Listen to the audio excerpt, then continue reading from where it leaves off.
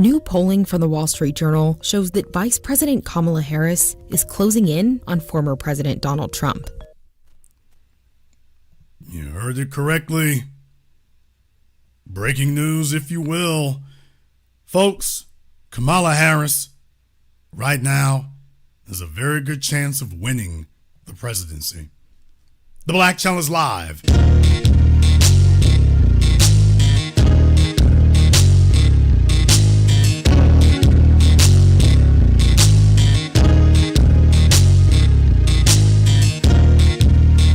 Unapologetic, unadulterated, and absolutely uncompromising. Greetings, brothers and sisters from around the world, and welcome back to the home, the haven, the stronghold, the everlasting superfortress of intelligent black thought. We are the Black Media, and this is the Black Channel, and I am the Black Authority. You are listening live to the only historically black college and university of higher education and learning in the cosmos. You are, of course, welcome to join us.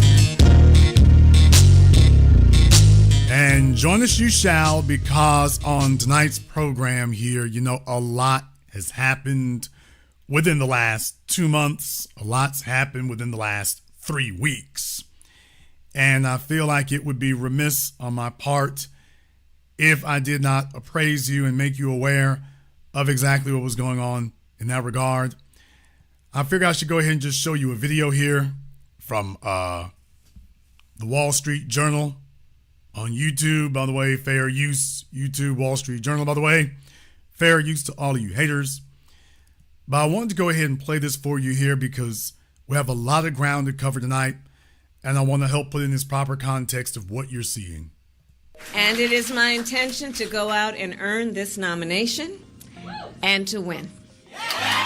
She's essentially erased Donald Trump's lead that he had over Biden when he was at the top of the ticket. It wasn't just that voters out there had concerns about the Democratic Party's policies or how Joe Biden had governed over the past couple of years. In fact, it was very specific concerns about him and his perceived fitness for office based on his age. With Kamala Harris on the ticket, we can see that there are at least some voters out there who, within a very short amount of time, are now willing to consider voting for the Democratic Party and putting a Democrat in the White House when just a week ago they were not. Here are the major takeaways from the poll. The majority of people say they are more First of all, this is not a very flattering picture of Kamala Harris over here, so neither her nor Trump. Oh boy. All right, that's not very flattering, but okay. Majority of people say they are more motivated to vote with Harris stepping in as a likely nominee. What we've seen in the public ever since Kamala Harris became the nominee, with how many big donors have pledged to her super PAC, with how many grassroots donors have pledged to her campaign. You know how much money Kamala Harris raised in her first day of fundraising? Get this, she raised $81 million. That is the largest amount ever raised in a single day. It really all together suggests that Democrats are just much more enthusiastic and energized to vote in a way that they weren't when Joe Biden was at the top of the ticket. And that's especially important among Black, Latino, and young voters, part of the coalition that helped put President Joe Biden in the White House, whose support... Coalition? Really? All right. Support has been slipping in recent years. It wasn't so much that Donald Trump was necessarily gaining support, but rather Joe Biden's support was slipping to a degree that suggested there might be some part of his base that might not come out on election. Oh, that picture right there of Biden. Oh, that one. Oh, could he look any older? That picture right there, boy, it makes him look like he about 108. So, yeah, never saw this footage before. Could this picture possibly be any worse? Election day. Now what we're seeing is that Kamala Harris being at the top of the ticket seems to really have awakened those coalitions that put them in the White House in the first place. And you're not seeing quite as much slippage in support compared to 2020. More coalition talk, y'all. What coalition is this fella referring to? And just all this coalition talk, all right. Should Harris win the nomination as expected, she would also be the first female nominee of... Oh boy, now here we go with this. And by the way, folks, you're about to hear this really weird amalgamation of Kamala Harris's ethnicity. This is what the media is going forward with. So I'm like, okay, if you all are trying to help her, this is not the way you do it, by trying to create this weird new chimera of ethnicity. Nomination as expected. She would also be the first female nominee of color. One of the things we heard a lot about just in our reporting was concern among some Democrats, even some Democratic women of color, of whether America was ready for a black woman to lead the country. So in our poll, we asked people, does her being a black woman of South Asian descent matter to whether or not they would support her? The majority of people said that it wouldn't affect their decision to. A black woman of South Asian descent. So is this how they plan on addressing us here? Is this how they plan on doing that? So now we've created a new ethnic category. A black woman of South Asian descent. Is she of black descent of South Asia? What in the hell? What in the hell is that? So, yeah, this is directly directed at us. This is directly a shot at us. This is directly meant to address us, okay? This is exactly what they're talking about. Well, now they're saying that she can be black and Asian, whichever one they think is most useful to them at that moment. So that now the things that we've been saying about her, this is their response to that. Well, she's a black woman of South Asian descent. Really? Then they say, is her being black and Indian American? So, yeah, folks, it's real weird. It's real strange. It's real crazy when you got folks like this sitting around giving you your advice.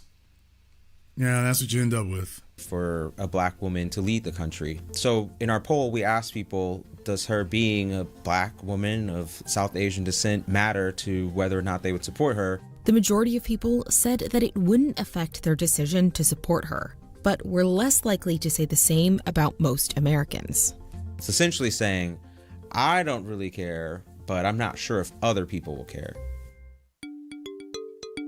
While there are some positive signs for Democrats in this poll, especially considering where they were when President Biden was at the top of the ticket, there are some positive signs for President Trump as well. And the poll suggests that this race is going to be incredibly close through Election Day. About 51% of voters said that they approve of Trump's past performance as president. That's the highest we've seen in our poll so far this election cycle. But only about 41% approve of Harris's performance as vice president. The fact that so many Americans view Kamala Harris's job as vice president negatively does help explain why the Trump campaign and President Trump himself have really tried to tie Kamala Harris, being Joe Biden's running mate, to his record and his policy. His record and his.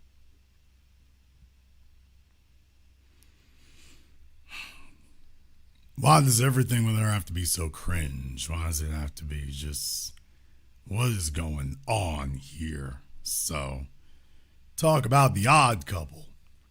But in any case, all right. His policies on immigration and his stewardship of the economy, two areas that are really key for voters and areas where they think Donald Trump would be better if he were elected president. A vote for Kamala is a vote for 4 more years of dishonesty, incompetence, weakness, and failure.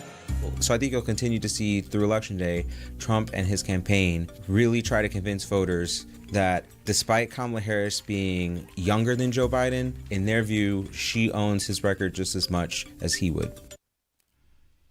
So, yeah, man, I'm telling you, they're doing their best. His record and all right.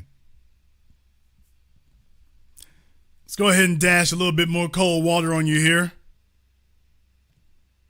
This from Forbes magazine. This from Forbes magazine just today. Today. Trump versus Harris 2024 polls. Trump virtually tied with Harris. And this is what they're telling folks today. It says here, former President Donald Trump and Vice President Kamala Harris are suddenly in a neck-and-neck contest about 100 days before the election. Harris trails Trump 47% to 49% in a Wall Street Journal poll. Though with a margin of error of 3.1%, the two-way race could come down to the wire. A Harris x Forbes online survey of over 3,000 registered voters, margin of error 1.8%, released Friday, found the vice president trailing behind Trump 45% to 47%, though when including independent candidate Robert Kennedy Jr., Trump's lead narrows to 1%, 43% to 42%, while Kennedy holds 9% of the vote with 6% undecided. So did you get that?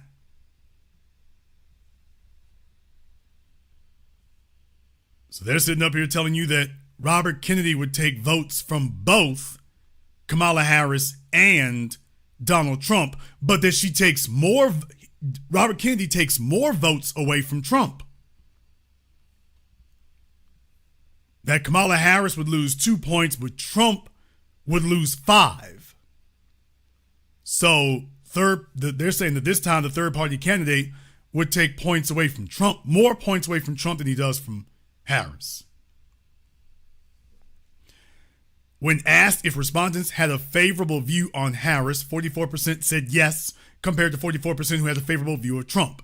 39% for Biden, 36% for Robert Kennedy Jr., and 34% for Trump running mate J.D. Vance.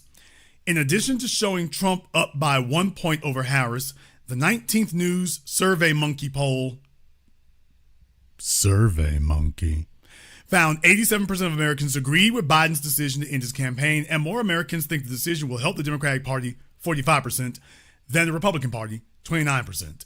The 19th News survey also showed Americans are split on whether Harris's gender and race will help or hurt her. 31% think being a woman will help her. I'm going to come back to that here in just a moment. 31% think being a woman will help her, compared to 33% who think it will hurt her, and 34% who see no impact. Respondents were more optimistic that Harris being black and Indian American will benefit her, with 32% seeing it as helpful compared to 24% seeing it as harmful, though 41% expected it to have no impact.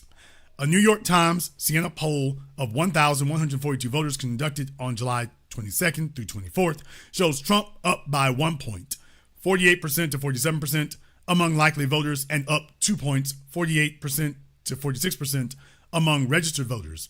The latest survey showing Harris making a dent in Trump's lead over Biden, who trailed Trump by 6 points in the group's early July survey.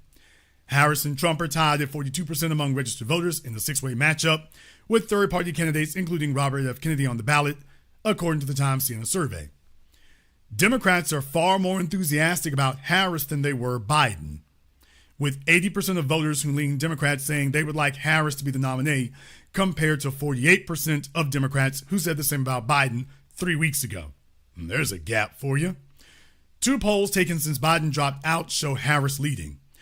Morning Consult's weekly presidential race poll, conducted July 22nd through 24th among 11,297 registered voters, shows her with 46% support compared to Trump's 45%, while she is up 44% to 42% over Trump in a Reuters Ipsos poll conducted Monday and Tuesday. Did you all get that? According to Morning Consult, she is over Trump, 46% to 45%. According to Reuters Ipsos, granted they're very biased, but they're saying that she's at 44% to Trump's 42%. So they're saying that there are already polls that are showing that she's already ahead. 4 other polls showed Trump winning. He leads Harris by 3 points, 49% to 46% in an online CNN SSRS survey taken July 22nd through 23rd by 2 points, 47 to 45%. In another Morning Consult poll by 1 point, 46% to 45%. An NPR PBS Marist poll and by 3 points, 44% to 41%. And an Economist YouGov poll conducted Sunday through Tuesday that also found Kennedy with 5% support. Polls consistently show Harris outperforms Biden. So we already know that. The CNN SRS survey and Morning Consult polls also found Harris performs better than Biden against Trump. Biden trailed Trump by 6 points in Morning Consult surveys taken before he exited the race, and by 6 points in CNN SSRS surveys taken in April and June. In a stark contrast with sentiment surrounding Biden's mental fitness, 56% of voters polled by Reuters Ipsos said Harris was mentally sharp and able to deal with challenges, compared to 49% who said the same about Trump and 22% for Biden. The New York Times CNN poll found voters were more tuned into the race in the aftermath of the June 27th Biden-Trump debate. What? Some 64% of respondents now say they're paying a lot of attention to the contest, compared to 48% prior to the debate. So in other words,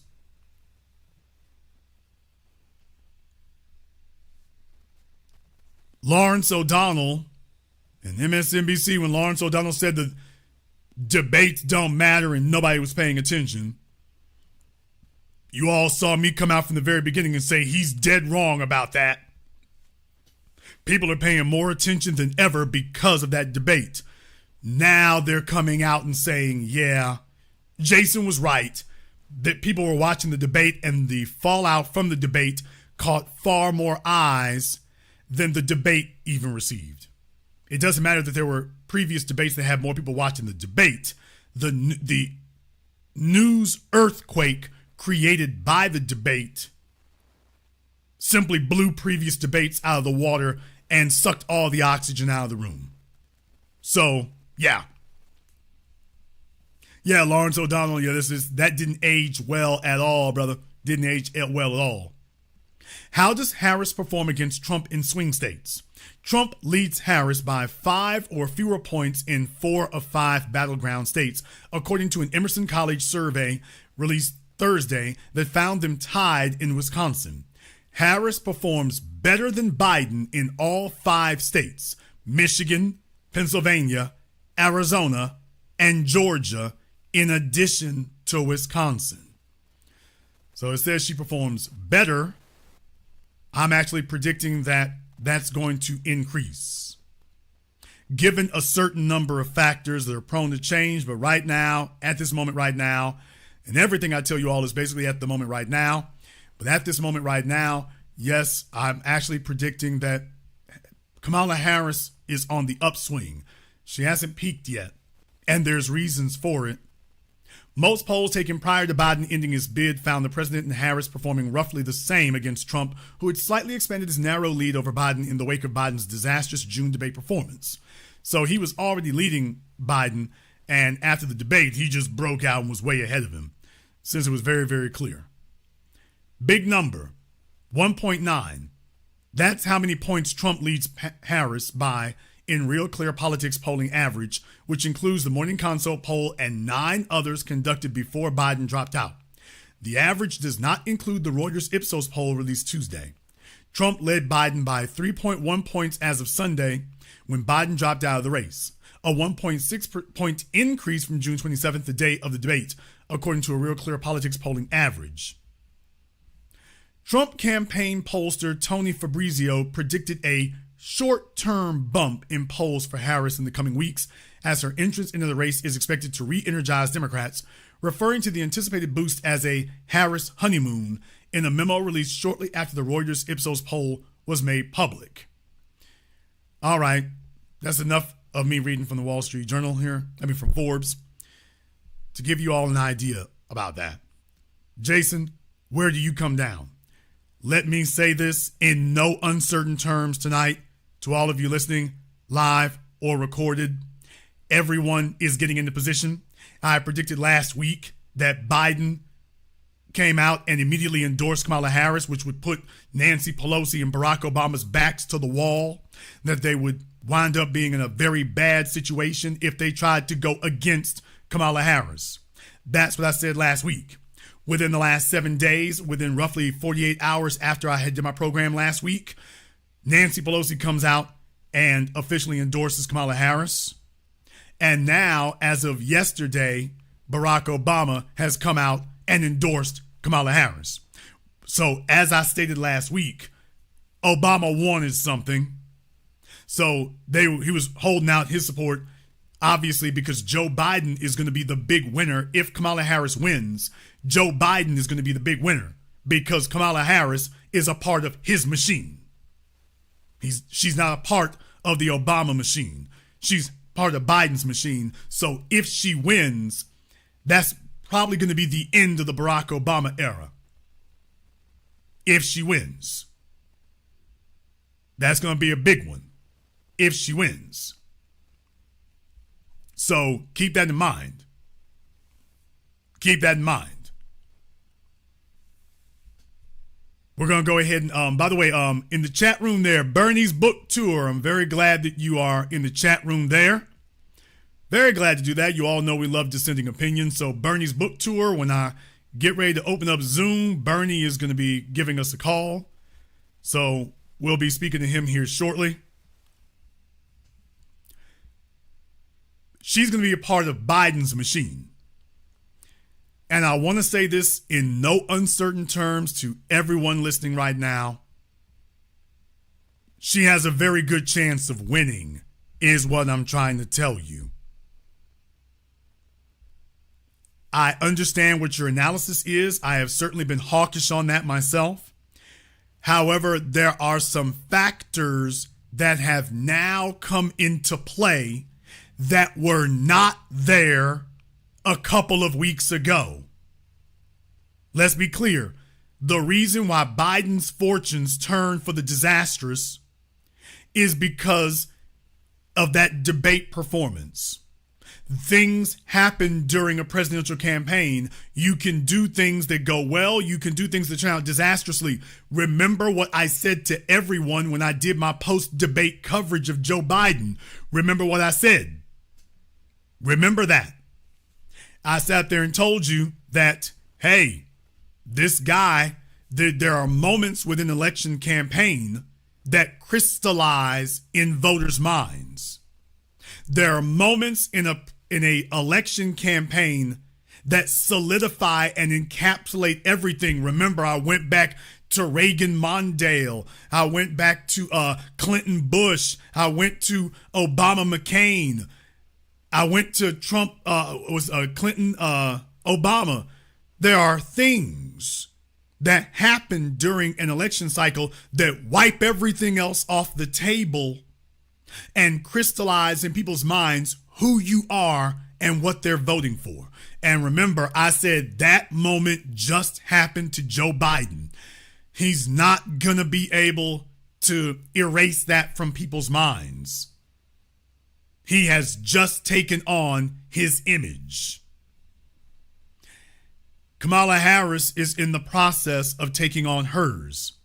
And she has a number of very preferential factors happening.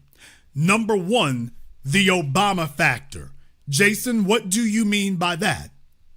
Barack Obama did not have a very long political record behind him. Remember? Barack Obama did not have a long political record behind him. That was the reason that Tom Daschle chose him, because he didn't have a long record behind him. Kamala Harris, in this election campaign, is in essentially the same position. She doesn't have a long record behind her either.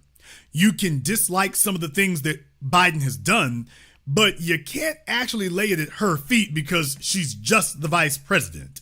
So you can say, well, maybe she agrees with it, but you can't say that she's responsible for it. So by dropping her in 90 days before the election, you're giving a short period of time to evaluate her. So if she comes in hot and comes in popular, there's not a whole lot of headwind against her in that regard. She doesn't have a long tail behind her. So that's the Obama factor I'm referring to. First of all, now we go to the millennial factor. What? I said that. Jason, millennial factor? Yes, because Kamala Harris is the new hotness. Damn! I know this is going to be upsetting to a lot of you, but please don't think like yourself for a moment. Think like other people. Think like millennials.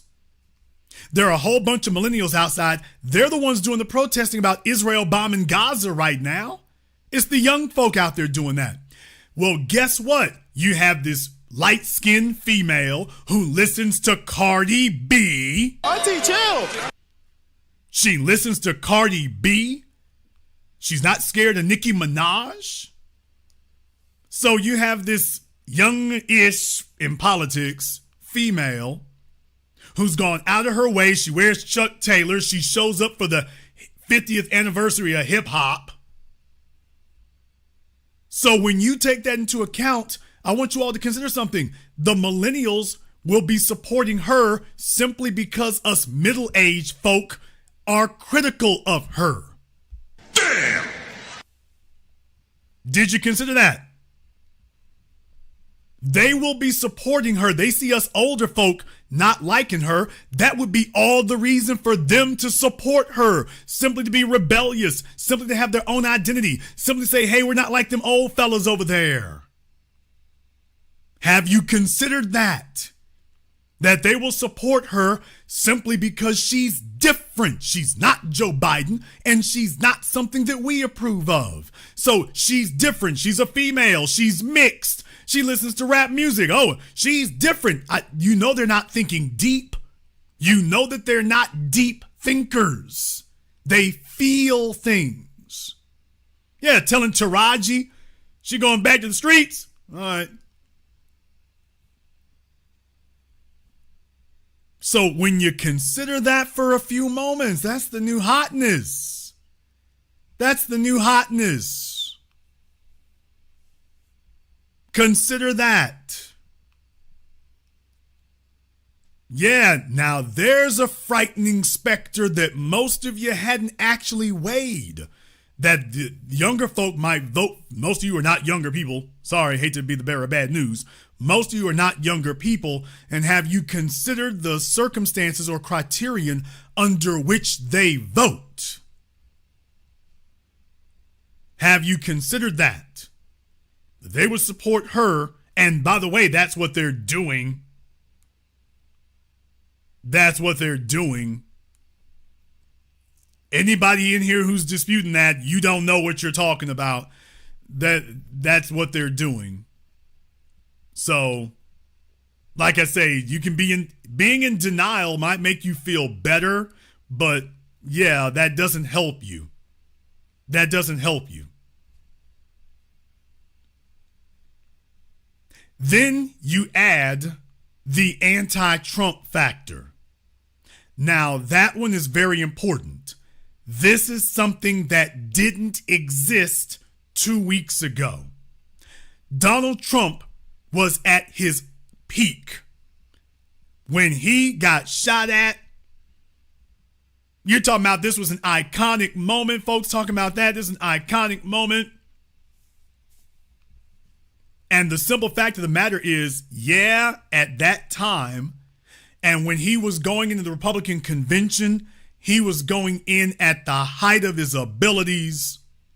4 years after 2020, he was riding high. And the Democrat Party was terrified to death of what they thought he was going to say. When he went into that convention, everyone thought that he was about to go in there and do a 180, that he would no longer be polarizer in chief, that he was going to be uniter in chief, that he was going to call for all Americans to come together, that he was going to say that this was a historic moment, that he represents all the people, that he needs everybody to come together, that he's here for all Americans, black, white, male, female, whoever you are. This is going to be a new American century, and he's calling everybody here together. That's what that he had just survived a near-death experience, and that he is now more aware than ever of the need to bring the country together, and that he's the man who can do it, and that he's literally, he is the only candidate who has literally shed blood. Oh, in Pennsylvania. The only one who can literally say that. The only one who can. And having that as the ability to say that, that's what they thought he was about to say. And because if I had been his advisor, I would have told him, you got the nation eating out of the palm of your hand. You need to give a short speech. YouTube certified, less than 10 minutes. Just get out there, burn the barn down, and tell everybody you're here to unite everyone. Nothing partisan, nothing racial, and certainly nothing MAGA. It's time to pivot. You've already got the MAGA vote. It's now time to pivot and grab all the other votes that you can, because you got a headwind against you, brother. You got baggage. You got to set that to the side. And you need to choose somebody who can bring other folk out. You can't choose your black Republicans. They're all coons and puppets. Folks will see that from a mile away. They ain't rocking with that. You don't want to choose a female. You're just going to be seen as a pale imitation of Biden. If you choose Rubio, he knows how to talk to the Breakfast Club and other people, and he's not some Anglo male that sets people off. That would have been marching to the White House. By the way, Ben Shapiro said that too. Right before the debates happened, Ben Shapiro said the same thing. Everybody saw the same thing.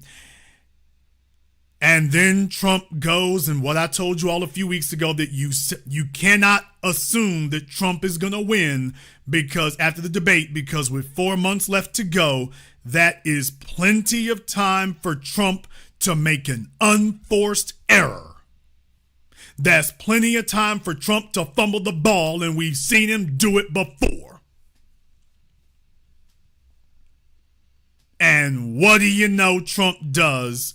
Rather than choose a vice presidential running mate who spreads the party out and appeals to more than the base, he goes and grabs J.D. Vance. What?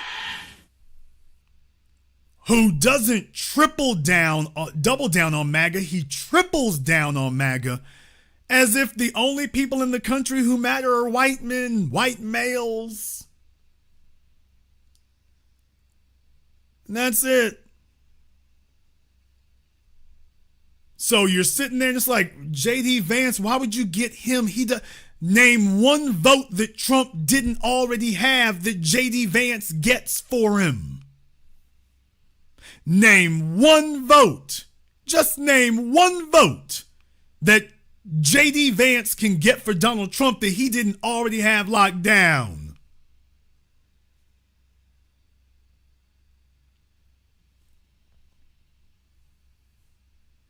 Name one. Name one state that J.D. Vance who the hell heard of him before this election? What votes does he bring that Trump didn't already have locked down like luggage?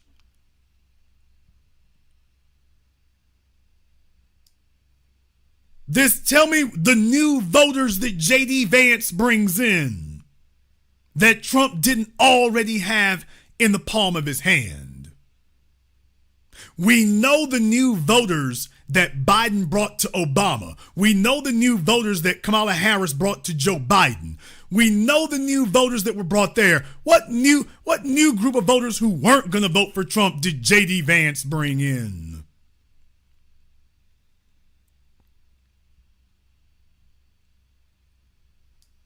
What did he do? So it was a complete wasted opportunity because Donald Trump wanted to get a flunky as his vice presidential running mate because he doesn't trust the Republican establishment.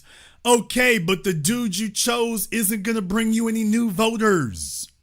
Now, let's switch over to Kamala Harris. Is Kamala Harris going to do the same thing? Lie. Remember, they're gearing up for the Democrats' convention. She's going to have to choose her vice presidential running mate. Do you think that she is going to choose the same way that Trump did? Or do you think she's going to say, I already got the Biden voters locked down. I got that. I need somebody who appeals outside of the core that I already got. So she's going to choose a vice presidential running mate who expands the pool. which is why I'm saying she's going to choose a white male. Wouldn't that be the craziest thing in history to see, by the way? But I predict she's going to choose a white male.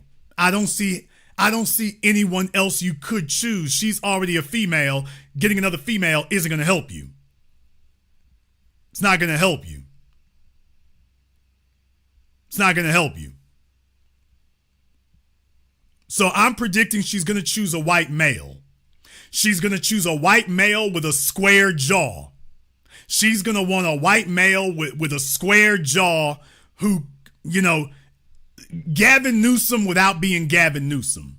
So that's who I'm predicting she's going to choose. No, I don't know why folks keep saying Mark Kelly.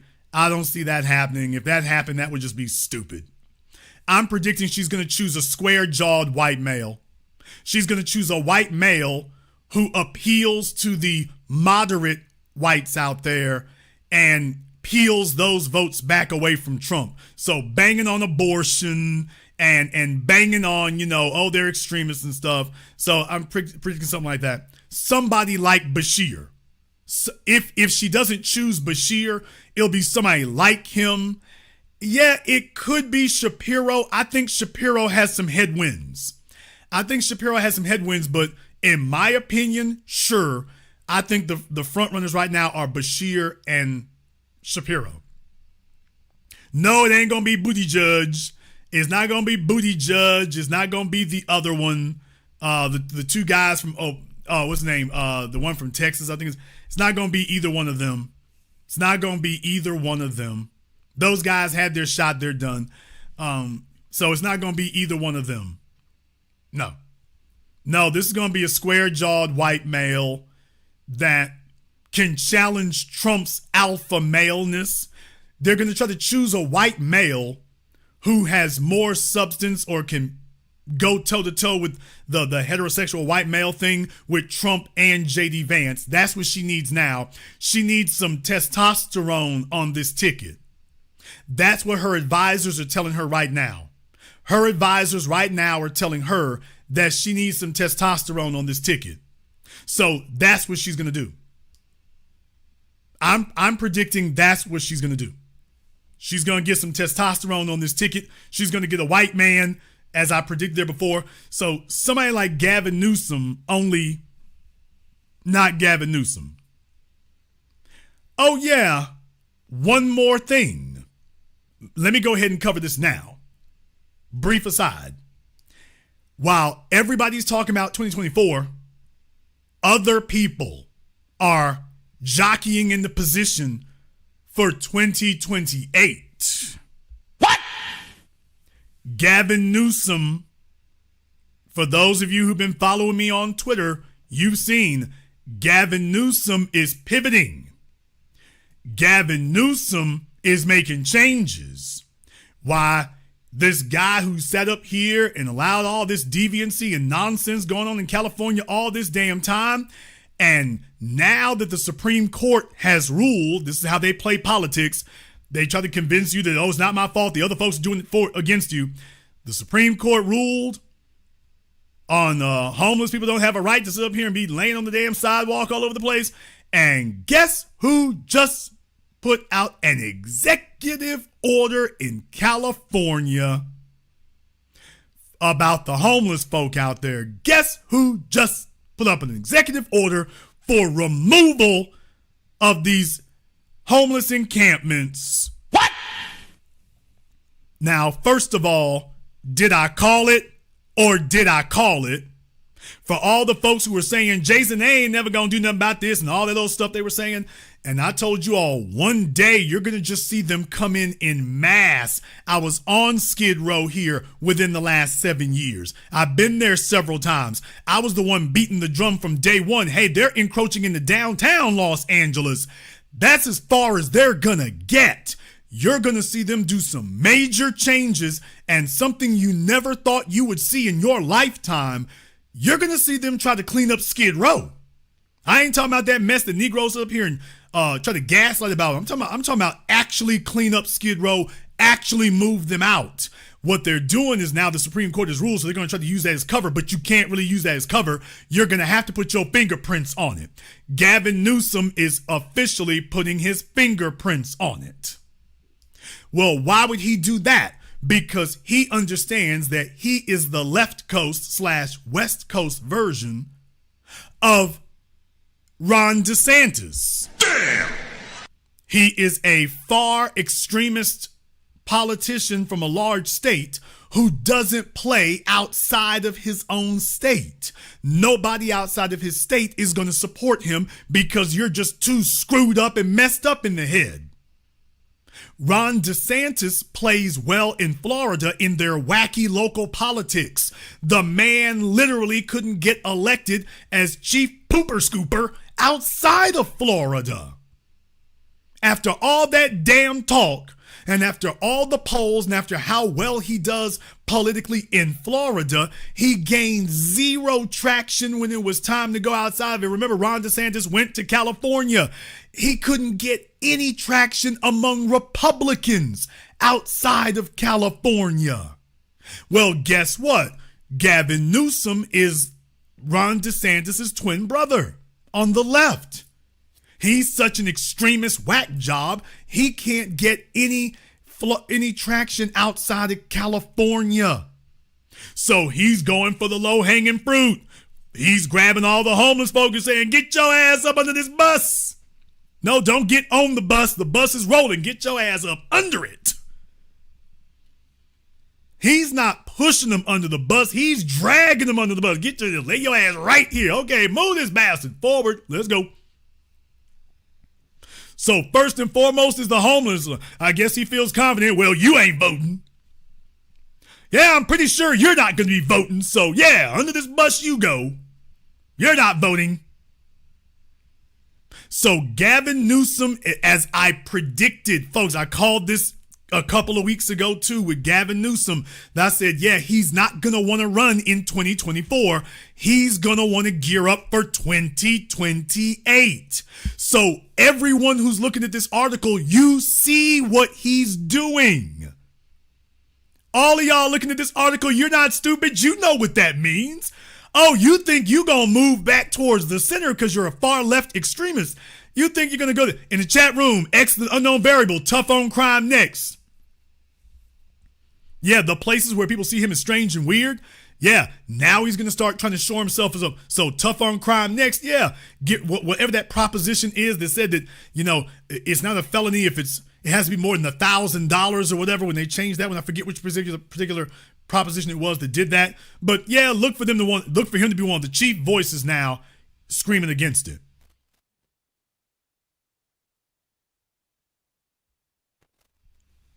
I said that Gavin Newsom is going to get himself in a position for 2028. That he was not going to try to take a chance on jumping out here for 2024. In the chat room, Mixed Mitosis, we're going to have you call up as soon as I get done with my monologue here. I'm going to have you call up as well. So Bernie Book Tour and Mixed Mitosis will be giving us a call on Zoom as soon as I go ahead and open things up here in a few moments. But Gavin Newsom is now trying to sit up here and tack their way towards the center. Base Proletariat, we're going to have you call up when I start Zoom as well. Very glad you weighed in on that. So we're going to go ahead and have you call in as well also. We're going to go ahead and have you call in also. So thank you very much for weighing in on that. So Gavin Newsom is getting ready for 2028. He's making changes now so he can tell you, oh, I made these changes years ago. That's what he's going to be doing. He's going to be like the Democrats do with us. Oh, I made these changes years ago.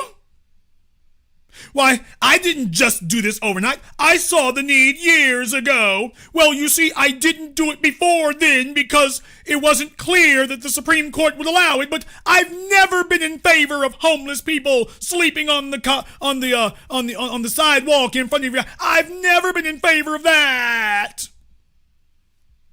That's what he's going to be saying. Mark my words. Just like I said about Joe Biden in 2022, that he was going to declare the pandemic over in 2022, and he was going to tell you it's because of all the great work he had done in the previous 12 months, and that when 2024 comes, the Democrats are going to say, hey, black folk, we gave you student loans, Juneteenth, and prescription pills. We gave you prescription pills, student loans, and Juneteenth. That's what we did specifically for black folk. Did I call it or did I call it? Well, now, Gavin Newsom, he's going to tell you the same thing. Well, I was always in favor of getting these homeless folk off the sidewalk.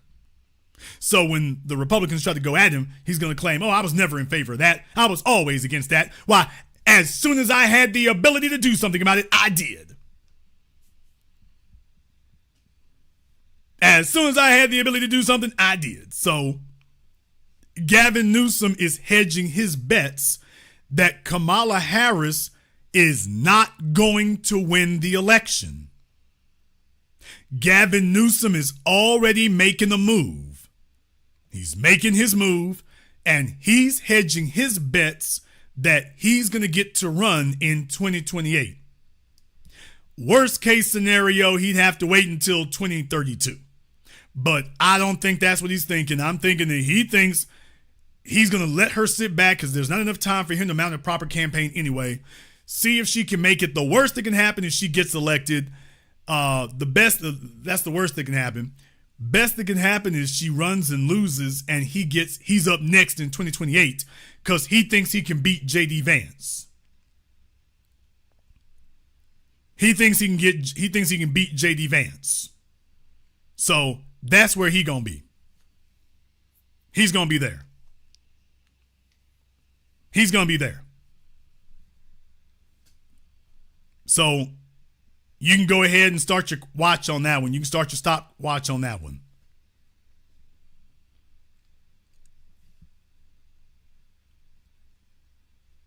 Kamala Harris has a number of factors that actually go into play for her.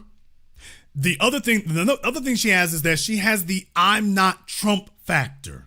So anybody out there who doesn't like the old politics, there's a bunch of folk out there who didn't like the idea of having to vote for the same thing you always vote for, two old white men. So for the folks who didn't like that, for the folks who are just like, you know what, I'm not big on Trump either, she gives them an alternative.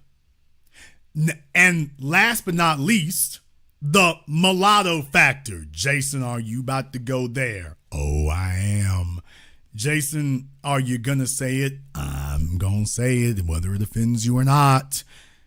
Hammer don't hurt him. I'm going to hurt him. And deal with it, nigga. Folks, there's something that biracials understand about society and politics.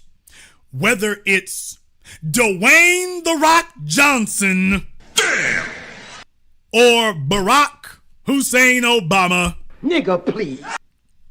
Biracials understand the power of being non-committal and of being non-controversial. Ain't that right, Drake? We can go down the list. You name every biracial that you know. And they all know the value of being non-controversial.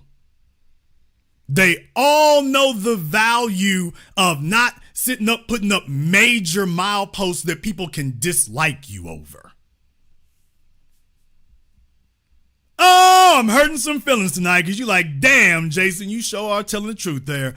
Folks, other than abortion, name any major position, any major polarizing position that Kamala Harris has taken. Name one. So she got the mulatto factor. They know how to play the middle. They know how to sit up here and not give folk a bunch of excuses to go against you. They know how to play that game. And that's what she been doing. They know how to be non-controversial. They know the power and the advantage of playing the middle and not being somebody that polarizes people one way or the other in a major manner against you. And that's what she's doing right now. She isn't taking any major prejudicial position one way or the other. She's just going out there smiling at people the same way Obama did. Damn! She's making a few jokes. But other than that, she's just going behind the microphone now and smiling at the people and being personable. She ain't saying a damn thing she's going to do except abortion. A noun, a verb, and abortion. Other than that, that's when you got the folks running around talking about she's becoming auntie. They doing that one. Oh, she's not grandma. I'm pretty sure these are her people who put that out there. Not Grandma Kamala, but Auntie Kamala. She's not Grandma Kamala. Trump would be Grandpa Trump. They talking about she's Auntie now. So this is a way of trying to give her some fringe black credentials. I told you all, they were not going to go straight at it because they can't. So what they're doing is try to hang some of these black cultural labels on her without referring to the black credentials that she doesn't have. Which I also told you all was going to occur. So, yeah. She's letting her advisors and online people and bots and everything else they're paying for, they're trying to find a label they can put on her that is non-offensive. Biracials learn to play the game of being non-offensive, not offending everyone, trying to get as many people on your side as possible, because as biracials, they're always a minority, a gross minority wherever they are, if they don't identify as one thing or another. Trying to do that biracial thing, they're always in a hideous minority, which means they always have to practice the art of being non-offensive. Don't offend anybody because you can't afford to rack up any enemies because you're always outnumbered. So, Kamala Harris has that factor going for her now. You can say that she's been inconspicuous the last 4 years, but you also have to say it's like she hasn't really done anything to turn anybody against her. You can't point to any legislation. You can just say she was there. If you, at this point right now, if you attempt to pin her down on anything, oh, she gonna dance around that. So all that trans stuff and LGBT extremists, oh, she gonna dance around that now. Trust and believe she's gonna dance around that. She is not gonna let you pin her down on that. Not at all. Not at all. So think about that for a few moments. When you have when you have that, not androgynous, but when you have that amorphous factor that you can turn them into whatever you want. You can't turn Donald Trump into whatever you want. You can't do that. You can't turn him whatever you want. Not at all. You're going to have, you know what you're dealing with Trump. Kamala Harris does not have a campaign slogan yet. She doesn't have a campaign slogan yet. In the chat room, First Ghost, I'm going to have you call up here in just a few moments. You can ask me directly. Not a problem. She doesn't have a campaign slogan yet, folks. Now, she's probably going to need to come up with one, but she doesn't even have one yet. So with that being the case, think about that. Think about that. See, Obama knew that people were projecting onto him whatever they wanted him to be. Kamala Harris is now praying to whatever God she believes in, that the same thing is about to happen to her, and that people will project onto her whatever they want to believe. She does not want a repeat of 2020 where people get to make a decision, where she makes some definitive statements and then people get to come to a conclusion about her. She does not want that to happen under any circumstances. And now all she has to do is campaign. Folks, she doesn't even have to get any legislation done right now. Joe Biden can do the legislation and she doesn't have to take the blame for any of it. Do you realize that? She can have Joe Biden make the legislation and she doesn't have to take any responsibility or accountability for any of it. Hell, she can sit up there and help him pass legislation and get right out there in the campaign trail to go to the debates and say, I don't agree with that. You can't stick nothing on her now. So at this point right now, believe it or not, her previous failures actually work to her advantage. It actually works to her advantage now. The same way that it worked to the advantage of Biden when he ran in 2020 after all those years. It actually can work to her advantage now. That people are just so sick and tired of the same old, that they may support her even though she's sitting right there being the same old. Damn! Please understand that. I'm not saying that that's what you agree with, and I'm not saying that's the way you feel. What I'm saying is please take into account that you may not be indicative of the attitudes of the rest of the country. I mentioned this on my other YouTube program last night. Go down to Walmart, go down to Target, go down to your local mall, go down to your local church. Is your opinion and attitude indicative of what the masses think? Think about that for a few moments here. Get out your feels for a second. Get into some logical thought here and ask yourself, by the way, what Jason just said, is that actually the way the rest of the society operates? When they're on their own and they can do things by themselves, is that the way in which they operate? I submit to you and suggest to you that it is. So I'm simply articulating for you the factors that make it clear. Do not, at this point now, with Trump making mistakes, that I said if he does do that, then he'll snatch defeat from the jaws of victory. Trump is now in the process of doing exactly what I said, and he's snatching defeat from the jaws of victory the same way he did in 2020. And that's the point that everybody's making. Trump is now going to start losing votes, not because Kamala Harris is so great, but because he's making unforced errors. He's doing little things that will cost him a percentage point here and a percentage point over there and another percentage point over there. That's what he's doing. That's what he's doing. However, you might disagree. Therefore, the telephone lines are now open. The number is 646-787-1933. That's 646-787-1933. Your personal access code to the blackest radio program in existence, the only one of its kind on planet Earth today. As always, you are welcome to join us. I want to thank everyone who has contributed to support tonight's program on PayPal, Super Chat, Venmo. Nancy King, thank you very much for your support here. We've gotten a few people here who've been giving out, we've got a couple of folks here who've given out memberships, so thank you very much for that as well here. FBA Queen, Rose Arnold, FBA Queen gave out some memberships here, so thank you very much. That is the gift that keeps on giving. For the folks that I told here before here, Bernie's Book Tour, Mixmatosis, Based Proletariat, and First Ghost.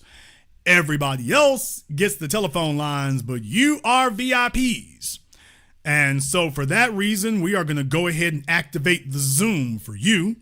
So you don't have to sit over there on the telephone lines with all of the plebeians over there on Blog Talk. No, not for you. You get to join us on Zoom. And definitely you get to ask all of your questions in person. So you'll have the opportunity to go ahead and do that. Meanwhile, we're going to take a very brief commercial, non-commercial break. Let me go ahead and pin that link to the top of the chat room, by the way. So I've just pinned the Zoom link to the top of the chat. So you've got that available to you there, and we'll be waiting for you to call up. We're going to take a very brief commercial, non-commercial break. When we come back, we'll be taking your phone calls and more. This is the Black Channel. Hi, I'm Mr. B, and I welcome you to visit my website, mrbtheteacher.com. Explore our site for my latest book, my blog, and podcast that are packed with insightful articles, tips, and strategies to help students navigate the educational journey. Need more help? Check out my education consulting and tutoring services for engaging lessons, downloadable resources, and personalized learning plans. Please join us at mrbtheteacher.com today. Thank you all for listening.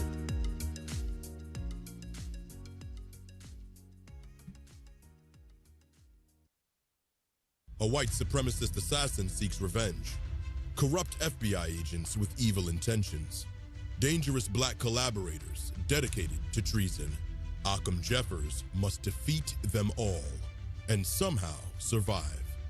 One misstep and he's a dead man.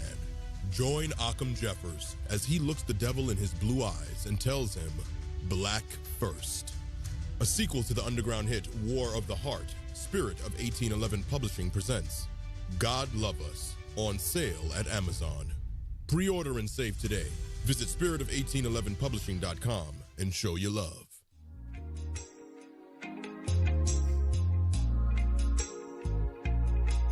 Order yours today to experience all the benefits of Ash Kickin' Body Butter. With skin so smooth and soft, you'll thank us for it. Shop Ash Kickin' online. That's ASHKICKIN.com.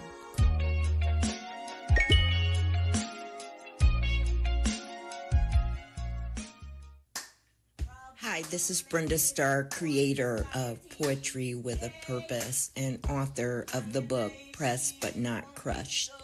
Pressed But Not Crushed is an anthology of political poems that address current and historical issues in American descendants of slave population and African American population.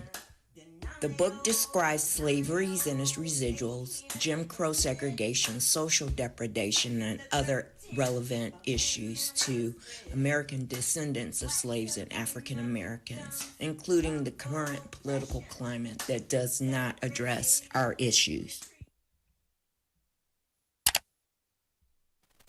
This is the Black Channel. I am your host, your brother, your humble servant, the Black Authority. Very glad to be with you all here this evening. The telephone lines are now open. The number is 646-787-1933. That's 646-787-1933. Your personal access code to the blackest radio program in existence, the only one of its kind on planet Earth today. As always, you are welcome to join us. We're also going to go ahead and open up the Zoom here. So for my VIPs, they have the opportunity/obligation to go ahead and join us on that. So we're going to go ahead and get to that. We got a couple of folks here on Zoom. Let me go ahead and get to David 3X here on Zoom.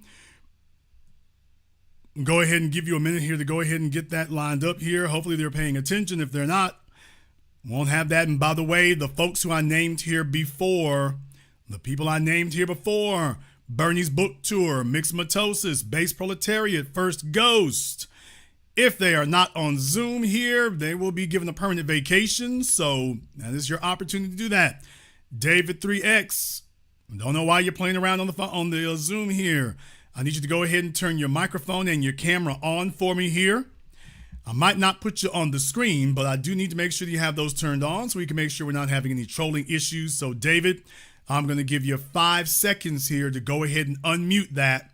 So David accepted being on Zoom, but he's got himself muted over there and has his camera off, so we cannot have that. So David, you have 5 seconds to go ahead and rectify that for us here, or permanent vacation. So you can have that one way or the other. It's up to you.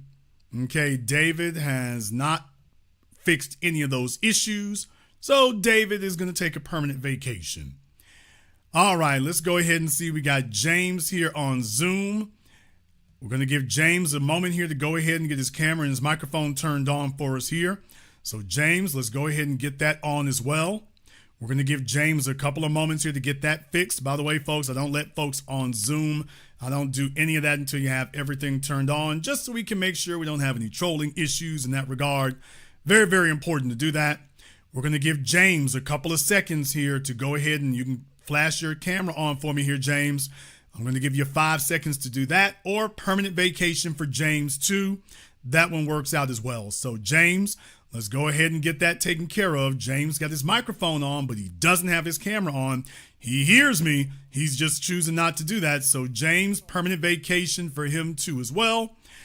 So that's the end of James. So they will not be joining us for the rest of their lives.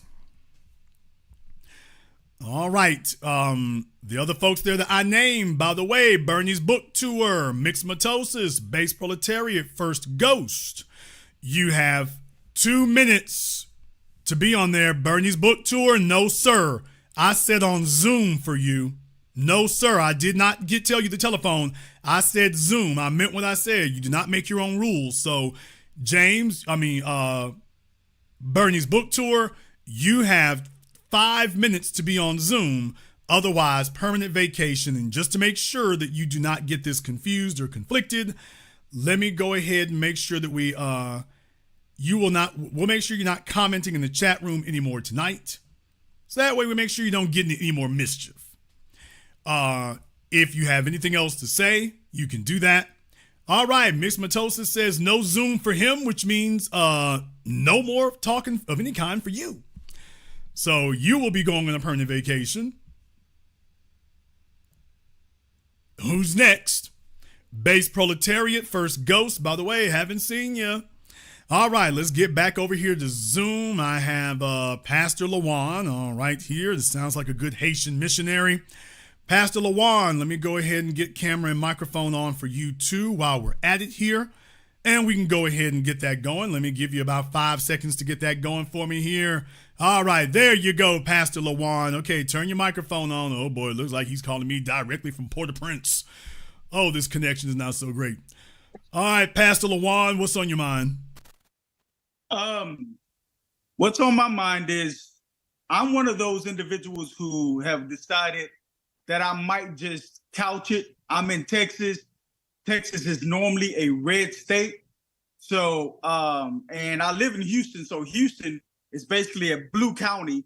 So I think I'm going to just sit at home. I am not thrilled with the choices that we have. And I definitely just can't bring myself to vote for Kamala. So one thing I do appreciate is I appreciate everything that you've done for the community and what you continue to do. I sit at home and I listen to you often, and I let my kids listen to you often.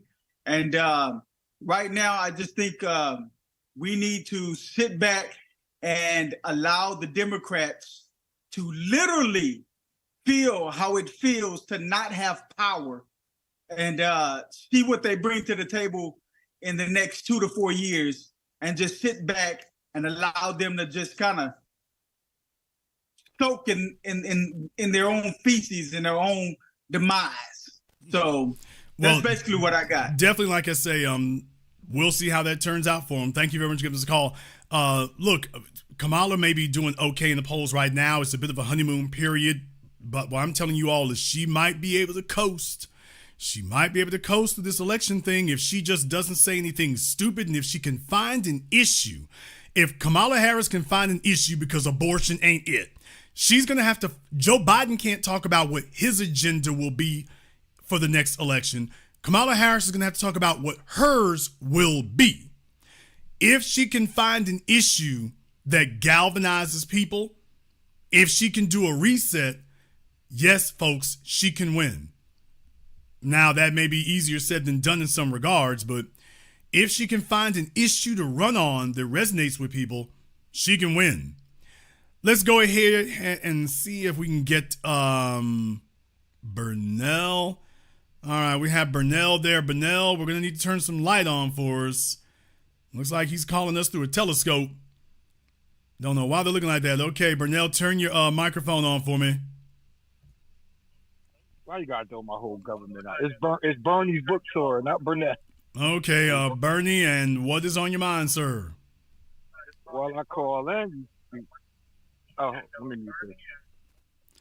Working on getting his life together, folks.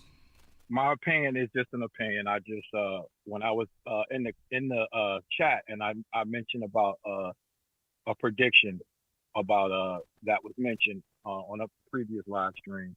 Was all I was implying is that that's all they are, predictions.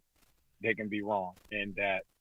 And okay, sir. Well, sir, that's a problem right there. I mean, I read exactly what you said there, which is the reason that you have been ordered to call in. So obviously you did not listen to last week's program at all. So that's the first thing that we all know immediately. You absolutely did not listen to last week's program, period, with the last guy who said exactly what you just said tonight. So in other words, you did listen and you just decided he didn't look bad enough. You wanted to see if you could double down on it. Well, I have two on playback that I didn't finish. So yeah, because I had a guy who literally called in last week and said the exact same foolish thing you said, and I'm like, so you didn't listen to that program at all, period. Yeah, I finished. They on playback. I think I was 3 programs back. Okay, so let's go ahead. So let's go ahead and address a few things here. First of all, did you hear? How often do you listen to my program, sir? I've been in tune with you for years. Oh, great! So you did listen to the program that I did after the June 27th debate. Yes.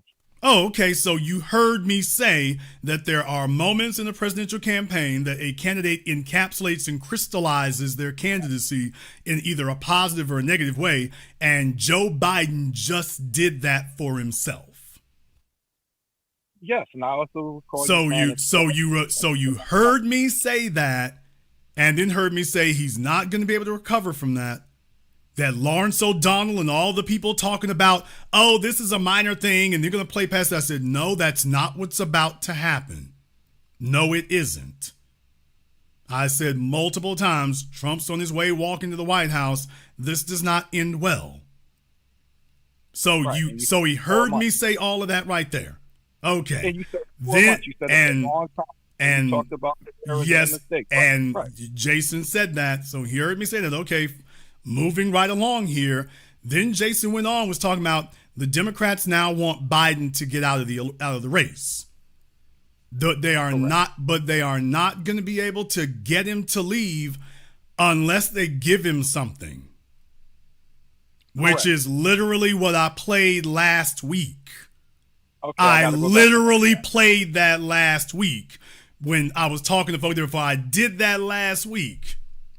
Boy, I'm telling you, folks, you got to remember when you can't keep up with your child support, how you gonna keep up with my program? That's the problem right there. If they can't keep up with the child support payments, they ain't gonna be able to keep up with the program either. So this is where we at right now.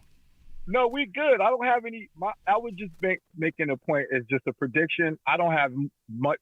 Okay, well, yeah, but I understand that. No. You didn't make a prediction, sir. No, you made a very specific statement that, well, Jason, you said he wasn't going to drop out. I said they were not going to be able to push him out. And then I explained the factors and the terms on which that could or couldn't happen. And it went exactly the way I was talking about before. So it's not about me being 100% accurate. By the way, I'm very, very much accurate, much more than anything otherwise. But the bottom line is, by the way, you were saying you were trying to characterize something I did not say. I literally have been going week by week saying this is what's happening. This is what's changed.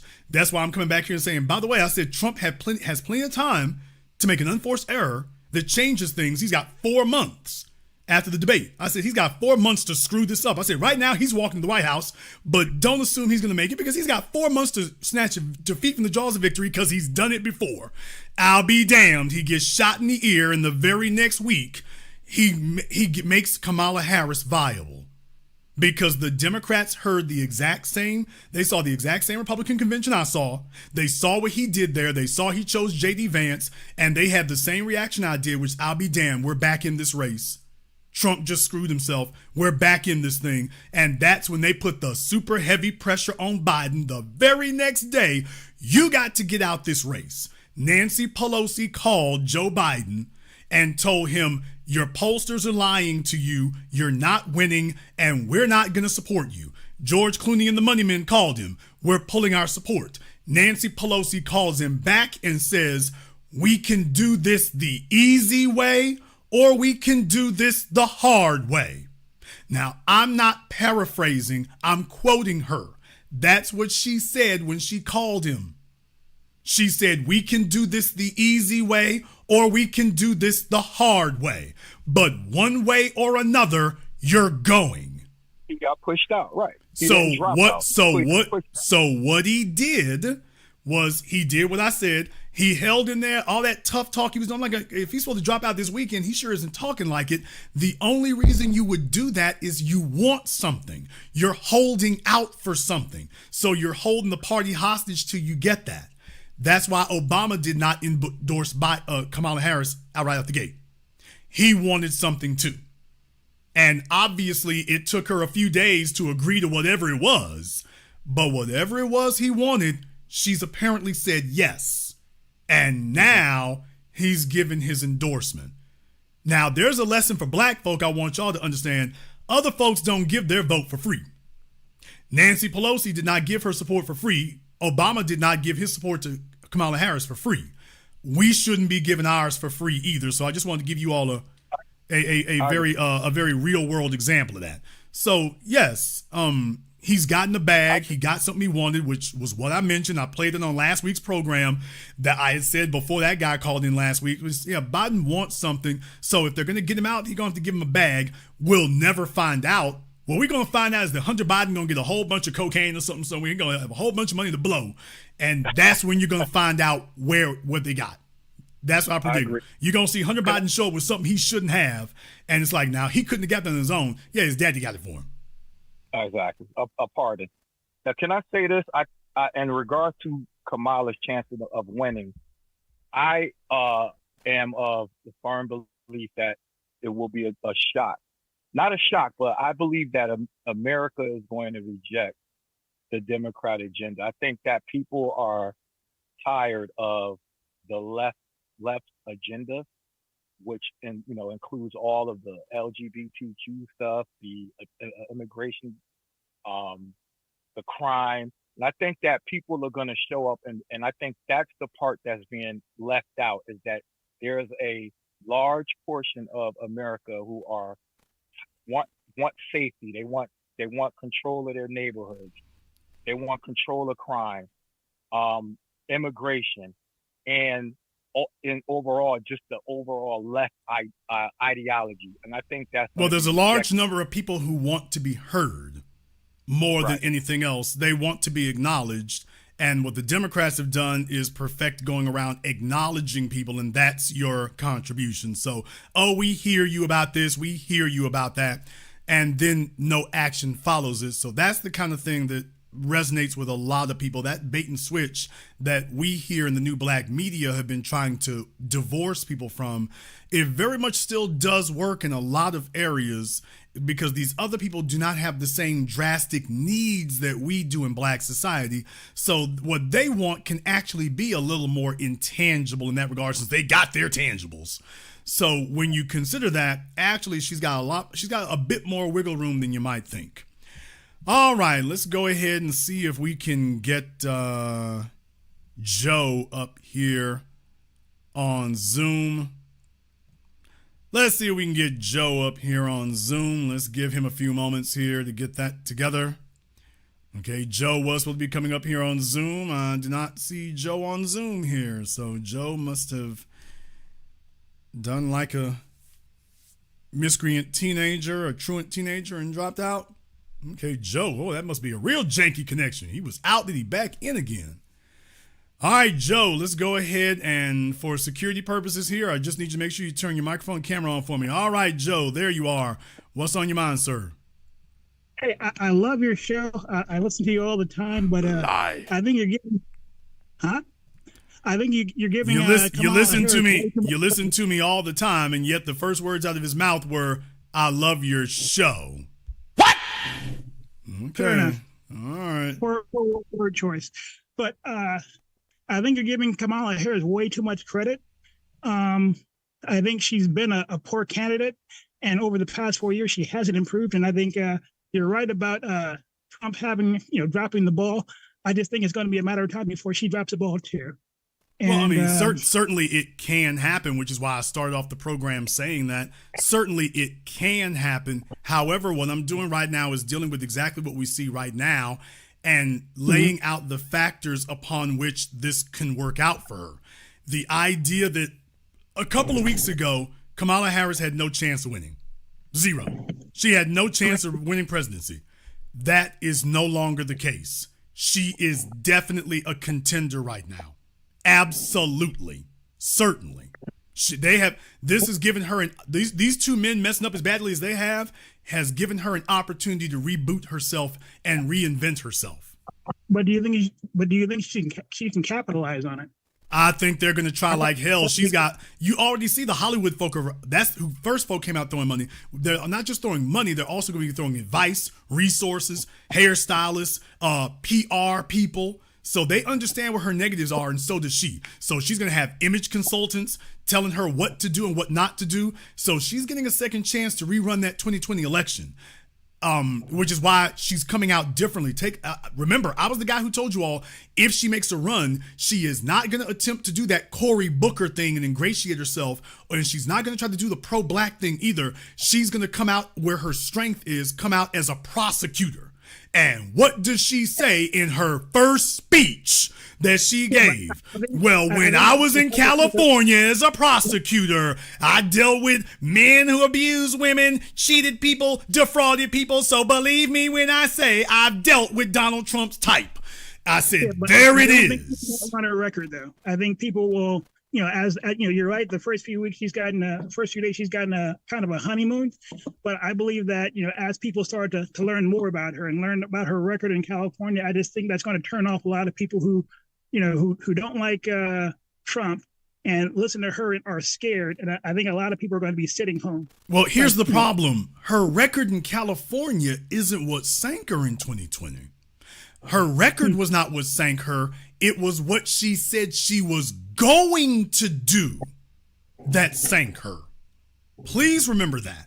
Her record was not a problem in California. I mean, of course, it was a negative for us. Of course it was. And that was the reason that we didn't support her. But remember, what sank her was what she was talking about going forward. She is not going to make that mistake again. She is not going to give us anything to go after going forward. So my prediction is, don't look for her to latch on to any specific policies. She's probably going to find an issue, but don't look for Kamala Harris to actually commit to any policy that we can go after her for going forward. So she's going to want to try to be as blank of a slate as she can be. She's got the most powerful thing you can have right now. She's familiar to you, but she doesn't have anything specifically that you can go after her for. So all she's going to do right now is try to cruise. Don't give them anything to go after you. Be personable. Don't be offensive. And don't say you're going to do something, because whatever you say you're going to do, they're going to go after you for it. So just sit up here and say, hey, elect your auntie. I'm going to be cool when I get to the White House. Well, cool. That's not an agenda. Sure it is. Vote for me. That's what I'm predicting they're going to do. She will not repeat the same mistake of 2020 if she's being advised properly and she listens to them. Now, if she's being ill-advised or she's not listening, all bets are off. I have no way of knowing that, but I'm predicting if she is, and she's from California, the Steven Spielberg and the rest of them have already gotten a hold of her and said, this is what you need to say. Don't give them anything to pin on you. No specifics. Don't give any specifics going forward. Just smile and say, vote for me. And that's what I predict she's going to do. I also think that white women will end up breaking for Trump, and that's going to, I think her coalition is kind of weak. So, young people, millennials, young people don't vote. I think white women will break for Trump because, and I also think the fact that she's a woman, it's just, I think that's going to sink her when push comes to shove. I think that Donald Trump's female constituency is only getting older. I don't think that he appeals to females under the age of 35. I don't think he appeals to any of them. And J.D. Vance, his wife is a negative. A negative? How so? She's an Indian female, and this one looks the part. She looks like Kamala Harris. I mean, she's one of them kind of Indians. So she's not some Nikki Haley who could pass for white. This woman is not. She's already catching flack over there on the right. She's already catching contact over there among them. J.D. Vance's wife, rightly or wrongly, it might not be right, but she's a negative. Them folk over there don't like that. Or at least they're not as cool on that as he really needs them to be. So if Trump was trying to make the calculus that J.D. Vance's wife substantiates that he's not MAGA racist or whatever, that didn't help him for that. And his wife isn't ingratiating J.D. Vance with the folk over there like they need to. So with that being the case, yeah, that's a turnoff to their base. So look, this election is going to be a game of inches, not miles. Whoever wins is going to win by inches. So in other words, the slightest misstep is going to cost you the White House, much less a major one. What do you think her black turnout would be? I mean, Okay, I thought you were asking about J.D. Vance's wife at first. What her black turnout going to be? I'm like, hers going to be very, very low.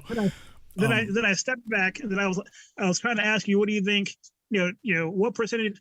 Better question. What percentage of people do you think of black people will break for Trump this election? 15, 20%? I think that before he chose Vance, he could have looked at that. I think at very best, you can look for black folks to stay home. I'm looking for Trump to get a black voter somewhere in the neighborhood of 8%, give or take 2 or 3 points.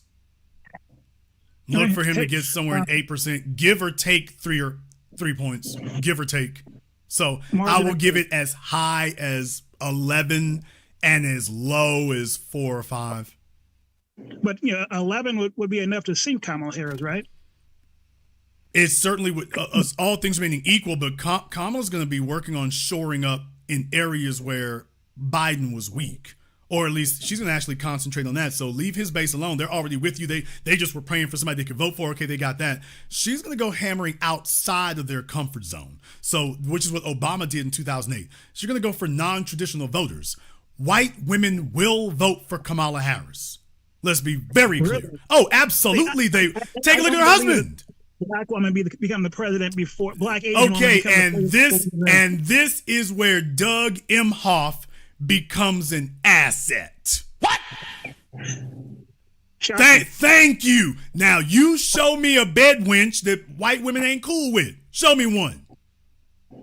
All right. So this is where Doug becomes an asset, because what is that communicating to them? Oh, she wants to be one of us.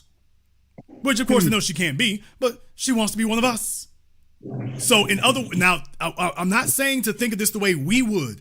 Think of this the way the dominant society does. What does that say to you when you have a Byron Donaldson and a Tim Scott and the rest of the coon dancing niggas? When they go get a white wife, what does that communicate to the dominant society? He's non-threatening. Well, Kamala Harris's husband communicates what to the dominant society? She's non-threatening. So please understand, if they do hold something against her, if they do hold her marriage against her, it won't be for the reasons you all might feel they would. They're looking at him as, oh, okay, she's non-threatening. So she's not a racial threat. It would be something else, but it wouldn't be that. So Doug is actually a positive in that regard. So they don't have to worry about that. And they don't have to worry about her, quote, taking their men, because Doug isn't the kind of dude that white women break for anyway. So it's not, let's just make it real. I mean, it wasn't no fist fight. There was no fist fight to get him. White women are not looking at him saying, damn, she got a Chad. Nobody's saying that. So think about that for a few moments. They're not really like, damn, she got one of the good ones. That's not going on. So that's it. Remember, Doug's got his kids by a white woman. Remember? Kamala has been helping him raise his white kids. So they call her Mamala? How are they going to hold that against her? They're not. So far as they're concerned, okay, she's non-threatening. She wishes she could be one of us if she could. All right, what else does she offer? Abortion. It's like, okay, well, all right, we can go for that. Women need to have more stuff. Okay, with Trump, I'm just saying, tell me how Trump beats that. How does Trump beat women need to get more stuff? Because he's certainly not the candidate of that. How's he gonna beat that?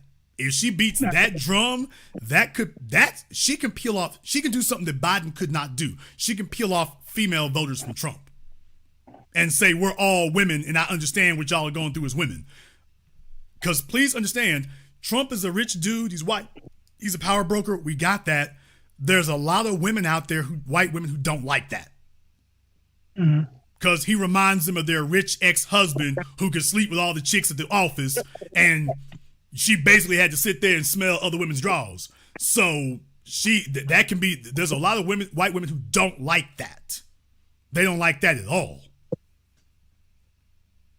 Very well, very well. Thank you so very much. Hey, I huge fan. My very first time calling in. Thank you for your good work. Thank you very much for giving us a call here tonight. Please keep in mind, folks, I mean, it could break bad, and that there are factors at play here. If white women have decided that they want to punish white men this election, especially young white women who ain't getting what they want, J.D. Vance decided to marry a non-white woman. It's like, oh, let me show you, since you can break the coalition, we can break the coalition. I want y'all to think about that for a few moments. In their minds, Trump got J.D. Vance. Well, if he can break the white coalition, why shouldn't the white women break the white coalition? Okay, if he can marry an Indian female, how the hell I can't vote for one? Damn! Think about that for a few moments. So it's legit for J.D. Vance to marry an Indian female. Then you're going to tell the white women that they can't vote for one? Okay, we'll see how it goes. We'll see how it goes. Caller Miracle 559, you're on live with the Black Channel. What's your name? Where you calling from? Sir, my name is Cameron. I'm from Los Angeles. All right, Cameron from Los Angeles. If you're on speakerphone, you need to take it off your speakerphone. You're real quiet. Okay, you are wrong about everything you're saying, sir, and everything you just said is a bunch of BS. Okay, now let me find out here. What was your name in the chat room, sir? I'm not in the chat room. Okay, sir. Matter of fact, I've listened to a lot of your shows. I actually like your content. But on this, you're wrong.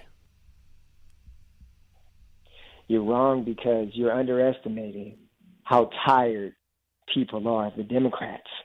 You think people are going to ignore all the stuff that we've had under Joe Biden? I think not. And Kamala being elected means 4 more years of what we got. They can. Now, I know you wrote the document. Go ahead. They can, sir. Are you underestimating people's ability to forget and to move on? That's not going to happen this time, and I'll run down why. But let me tell you this first. I know you wrote the documentary 7 a.m. and Gentrified, and wonderful documentaries, very accurate, and I like them. And they're very true. I'm from Los Angeles, so I see the gentrification. But I'm going to tell you something. The past 4 years, I look at a lot of TikTok videos, there are white people all over the nation, talking about how they can't make ends meet. This is all within the last 4 years. I'm getting evicted.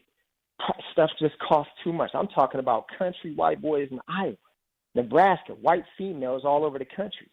You're underestimating how tired people are under the Democrats. Juxtapose that to Donald Trump. Donald Trump had money in people's pockets. Donald Trump had our gas prices at $2.50 in California. Donald Trump didn't force the vaccine on us. Donald Trump didn't have an explosion of homelessness all over the country. You're underestimating that with all this political BS. You're using a lot of political jargon. It sounds a lot of big words, and all that, but you're underestimating the simple stuff. Okay. People are tired. Well, here's the point here. What you're saying may not necessarily be inaccurate that's out there, but number one issue is Dave Chappelle tried to warn you all, Twitter is not a real place. Neither is TikTok. So if you're taking videos posted online as an indicator of what the sentiment in the society at large is thinking, you're listening to the loudest people and people who can go viral, but they are not necessarily indicative of, number one, what people really feel, and number two, what motivates them. People are usually self-motivated. And the issue is all those factors you just named are very much in play, which is what I've been talking about now for years. They're very much in play. However, if Donald Trump has not done a very good job of communicating to people or reassuring them that he's a viable option, then people start breaking down and going to second tier items. That's what the Democrats are offering. Prescription drugs and insulin prices, that's secondary to gas prices and home prices. But if you don't actually believe that you can get anybody to move on those things, then you start breaking down and settling for secondary things that you actually think you can get. And the issue is not getting, okay, slow down, sir. The issue is not getting 20% of the people to go along with it. In this election is going to be decided by 5% of the population, one way or the other. Not 55, 5%. That's it. That's all.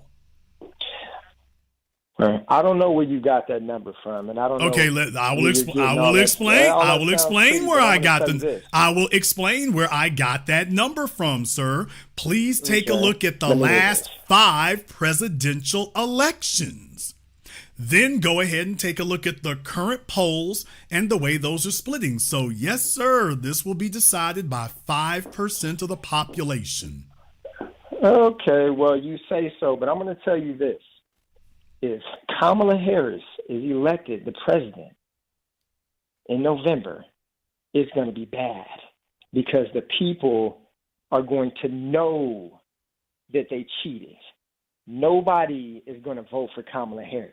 Now, you may have a bunch of dumb niggas that are going to go vote for it because black people are stupid. Bottom line, they're stupid. Okay. They don't care how much pressure, how much All right, now there's where I draw the line at that right there. So I don't know what they smoke out there in California sometimes, but yeah, we don't play that little game right there. So, fella, you are not the brightest bulb in the pack. Some of y'all dudes out there, you know, I understand that you passed your GED class and now you feel like it's like, okay, I'm floating on air, but fella, please stop deluding yourself that you're some sort of repressed genius. That is not the case right there. It really isn't. That really isn't. Call from America 323. You're on live with the Black Channel. What's your name? Where you calling from? Hey, good evening, big brother Jason. Brother Elijah calling out of Brooklyn, New York. All right, brother Elijah, out of Brooklyn, what's on your mind? Hey, big brother, I ain't no political genius. Excellent broadcast tonight, as usual. You never fail us. Remember a few years ago, I told you how I was a reform coon because I basically acted the fool 8 years ago for Donald Trump because I participated in that big election between him and Hillary Clinton. And I didn't even just coon out. I basically cooned, okay? I campaigned and cooned out for the devil and everything like that. And when I saw how he got in office, all he did was sit his fat ass down and just look stupid. He lied and said he was going to do so much for the vets. And I even noticed even later on in 2024, I would have given the devil Joe Biden a little bit of credit. He probably did a little bit more. Trump didn't do anything. He lied his behind off, and it was just the same old. My life or no other veteran's life I knew changed one iota with Trump and everything like that. And I'm wondering with this one, you was mentioning about his pick, J.D. Vance. Well, we know historically a lot of the East Indians, they are some of the most anti-black racist bastards you will ever meet in your life and everything like that. The only difference between them and the white supremacists, the white supremacists got laws, they got guns, all right? The Indians, all they got is their mouth. They ain't got no hands, they ain't got no weight, they ain't got nothing. And I wonder, you would think there was a commonality between them two, but why is this not sitting well for their white rights? Because the same thing that happened when Vivek Ramaswamy got checked by Ann Coulter. Yes, sir. That's what happened. So remember, there's always been there's a hazing and a pecking order. And the non-Anglos got to get straightened out. They got to get roughed up. So just remember that when things happen, they can be the most vocal cheerleaders, but what they can't do is lead. So as soon as they get into a situation, they start trying to lead something, then all of a sudden folks sit up here and start, okay, let me go ahead and break them down. So Vivek Ramaswamy started getting a little bit too active, and Ann Coulter jumped up and they let him know, yeah, sit your ass down. And guess what? He sat down. So these other folks know their place in the pecking order and they keep it. We are the wild cards. We're the ones who don't abide by that place in the pecking order. We're the ones who push back. We're the ones who do that. These other folks don't. But for the Indians, for them in particular, it's like, because there's a few of them who think they're going to be the intellectual thought leaders, and they ain't going to have it. They're not going to have it. Yes, sir. And then, well, I got a question then. You damn sure put me on game and other callers. If that is the case, and they still have this racism towards them, why did they financially one up them on top of us? What you said years ago, aggregate them because they're harmless. Because they're non-threatening. Dr. John Henrik Clark taught us this decades ago, that he said that as black people, you need to understand that the white society will give you anything you want. Houses, clothes, cars, women, recognition. You can have any position that you wish to have, just so long as you concede that the number one position belongs to them. So as long as you concede that they have the number one position, you can have anything you want. They'll march it right up to the day, anything you want. And you take a look at Silicon Valley, take a look at who are the CEOs at Google, Microsoft. You take a look, Vivek Ramaswamy, they then brought them folks over here. They have no problem doing it. And what I'm showing y'all is what happens just as soon as those folks get their feet under them. Just as soon as they get solidified and get their feet under them, the first thing they do is try to convince everybody they're not a threat. They all line up and go lockstep with white supremacy. Well, that's not some surprise to the dominant society. That's why they brought him over. They know Vivek's kind.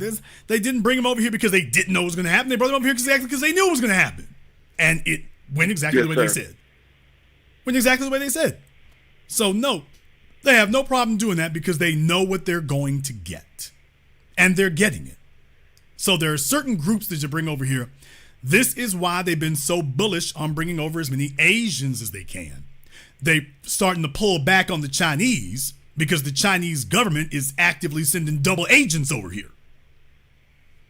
But as far as the other Asians, they come from assimilationist cultures. We're the wild cards. Our culture is a resistant culture, not an assimilationist. So that's why it's like these other folks that come over and they're looking to assimilate. They come to us and it's like, oh, they ain't doing the same thing. So they've given it to certain groups that they know, okay, here's how they're going to break. Wow. Brother, people keep talking about with this campaign, Trump, Kamala, or the couch. I have a fourth idea. How about a damn airplane? Get on their first plane smoking, because that's exactly what I'm going to do election day. I don't want nothing to do with this crap because I can't see Kamala. If Kamala gets in that office, I was in the military. I've heard of military men basically saying they will immediately quit their position in the military if a woman gets in there. We'll see about that because they're going to actually need their little old pensions and stuff like that. We'll see about that. Thank you very much for giving us a call here tonight. First plane smoking.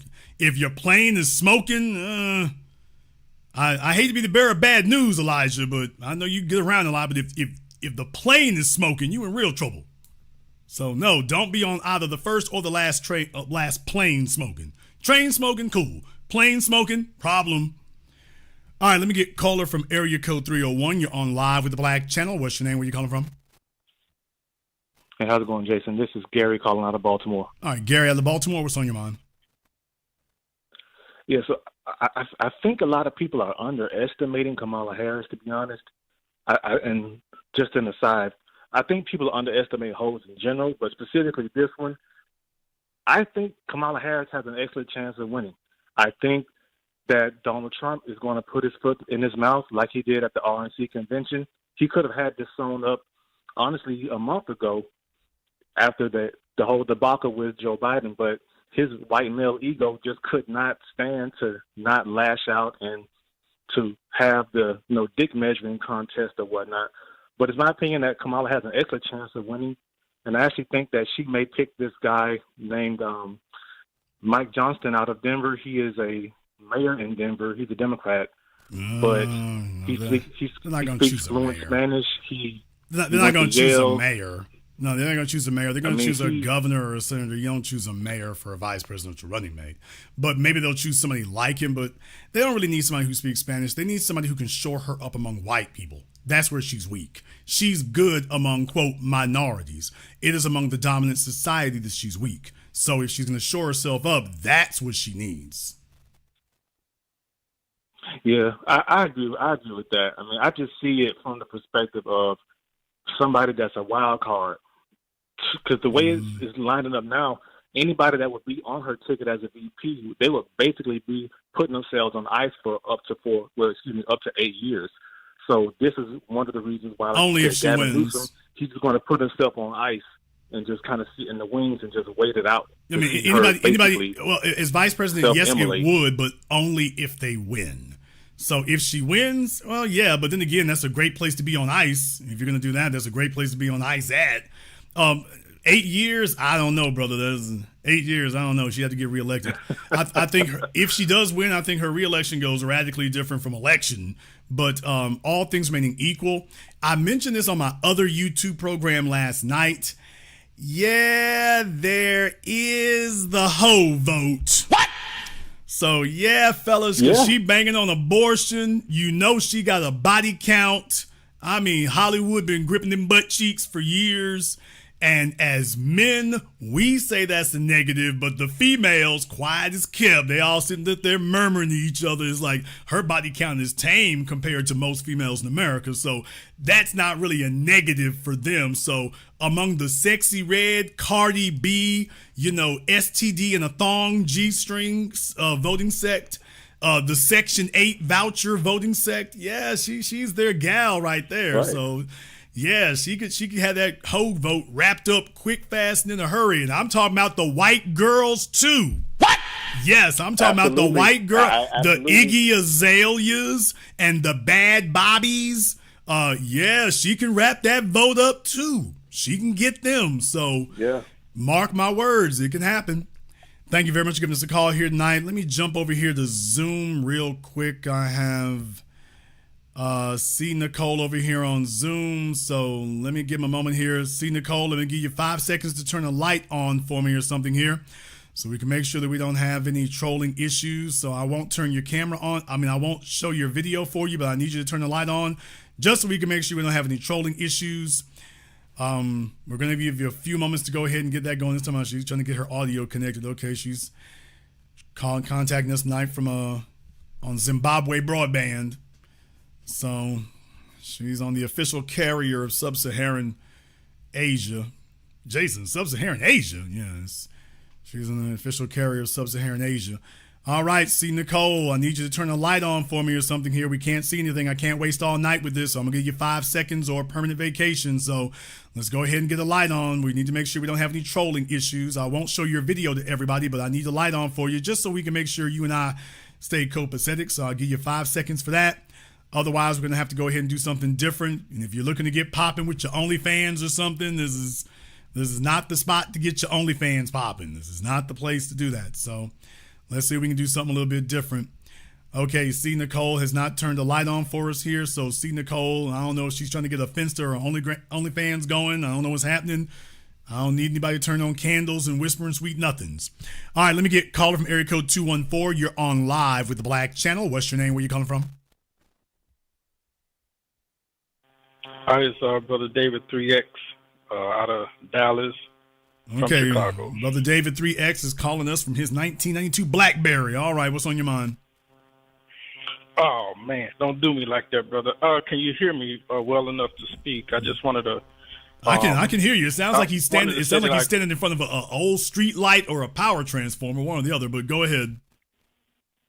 All right, hope this is better. I agree with your position on Kamala's chances to win because I thought about the women that broke for Trump in 2016. Among them was 26 million white women and around 2 million Latino women. And since they're going to be beating this abortion drum, she may be able to pull from some of that. And that's when I began to think like, okay, wait a minute. She may just be able to pull this off, but among that small percentage, that small margin that you spoke of, among them are black people, particularly black men who are policy driven, and we want to see movement on reparations. We're sticking to that. And she, after all, did come out and say she's not going to do anything specific for black folk. But the irony is her husband's people receive reparations. Her Asian side has received reparations. So I think we need to stick to our guns and really push this issue or, hey, let them figure it out in 2024. We have Trump again, and let them figure it out and come back correct in 2028. Yeah, I mean, basically that would be the kind of thing you'd be looking at there. So she's going to see if there's enough discontent support, people who don't want to vote for Trump and people who don't want to hold the hard line for black folk getting tangibles. So that sister girl thing, because remember, the sororities don't care about tangibles. The sororities and the Divine Nine and the Greeks and the Black Greek fraternity, they don't care about tangibles. They all just want to sit around and have their little social clubs. They don't give it. They got theirs to the extent that they do. They don't give a damn what the rest of us don't have. So she's looking to see if she can peel off some of that. The Hispanic vote, I don't really see that going any differently than it previously has. So I don't really look for any major changes there. I am looking for some changes along the lines of age and some changes along the lines of people who gravitate to personalities. So I'm looking for, that's where I'll be looking for major changes. Assuming, of course, that she doesn't do anything stupid that messes her up in between now and then, and she has plenty of time to do that. Thank you very much for getting this call tonight. Let me get caller code 321. You're on live with the Black Channel. What's your name? Where you calling from? Hey, Jason. This is Anton from Orlando. All right, Anton from Orlando. What's on your mind? I agree with some of your points, but I disagree with some others. Which I think it was about two. You did talk more specifically white women. I know you have the point of age, and I can see that. The reason why I disagree is I'm looking at that Midwestern white woman thing. Like you said about Hillary, they didn't like her because she had that elitist thing, but I also know they don't like black women like that. And they don't want that perception of a black woman or so-called black woman being in charge of them. And the reason why I'm so strong about that, look what happened to Obama. As soon as Obama got elected, or when black men got the vote, white women looking at white men like, you going to let these Negroes? So I know they don't want a black woman to go, but I know you're saying the younger white women, maybe I'll give you that. The second part I disagree, sorry, so it's good on to, was the millennial thing. Most of us millennials are in our 30s. I know we look kind of young, but we're still in our 30s. So the 20-somethings, which is Gen Z, I agree with you on that part. They will break for Kamala. And they have an influence, so please keep that in mind. They're not nearly as irrelevant as folks might want to think. I don't think they can win an election by themselves. That's not what I'm saying. And I didn't say that Kamala's going to win this election either. I'm just saying she right now has the ability to win. She is no longer, she has no chance. She has the ability to win. She's got factors that are in her favor. I think that people are grossly underestimating the potency of that female thing. Take into account who are the demographic of females today who are most becoming single moms with bastard kids and most in favor of abortion, women in their 30s and 40s. Yeah, I can see that because I can see how. Right. In other words, not Gen Z, not Gen Z. So when you keep that in mind, yeah, in reality, that there's a female vote out there that wants to engage in certain sexual behaviors and stuff later, or they didn't get the enjoyment out of it they wanted when they were still young enough. So females Kamala's age, who their sexuality didn't pay off the way they were hoping it would, so they're carrying a grudge. So they're voting for abortion for what they wish they would have been able to do. Which is really, when you say most of these women out there about abortion, they can't even have kids. So they're really voting on a principle of what they wish they had been able to do. And I'm telling you, that vote is very much out there. So Kamala Harris is doing the smart thing. She's not, for the folks who say, oh, well, take a look at the condition of the country and this, that, and the other, take a look at Trump's candidacy and the white women and stuff. Well, Kamala is not trying to fight Trump where he's strong. She's trying to go after the areas where she can actually make some inroads. She's not going to make any inroads among right-wing white males, nor is she going to try. And she's not going to make any inroads among people who are voting, from the upper classes. That's not where she's going to make inroads. So you're going to have to go after a different culture war contingent.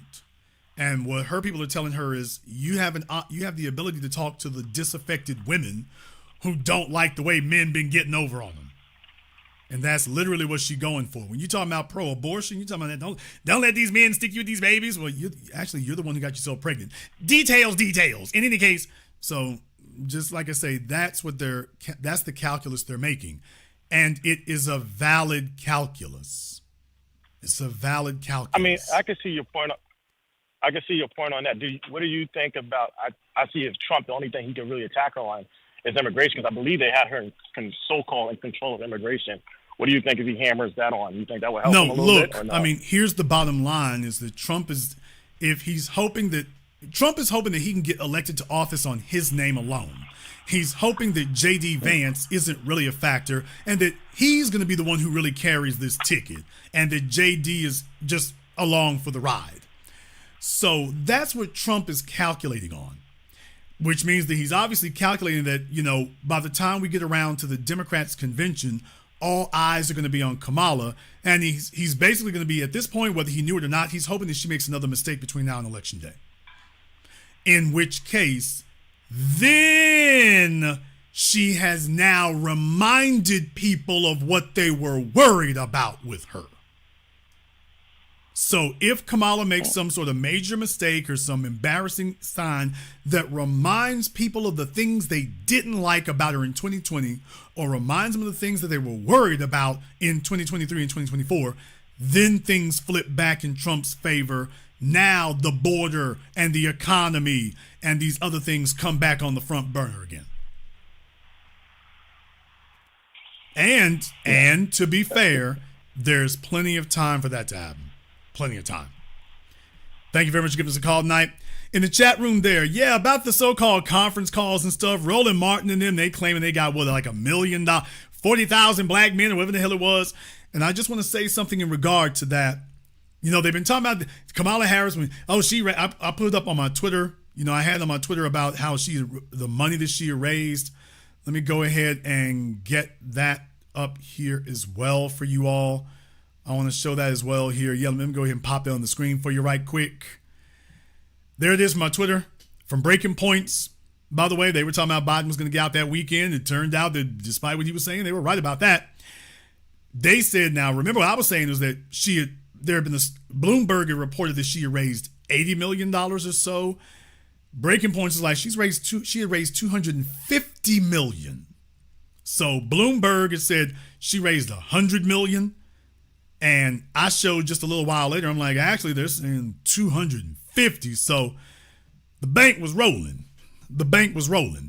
And there are folks that are talking about, there's some black folk got together on some phone calls, some sororities and stuff, and they raised like $1 million or something like that. And what I'm going to say right here is and that's the problem right there. That is why we cannot trust these old niggas or these boule, bougie, butt-kissing, butt-dancing niggas neither. This is the reason we can't do that. They only get together when it's time to kiss ass. Their economic mobility is worthless and useless.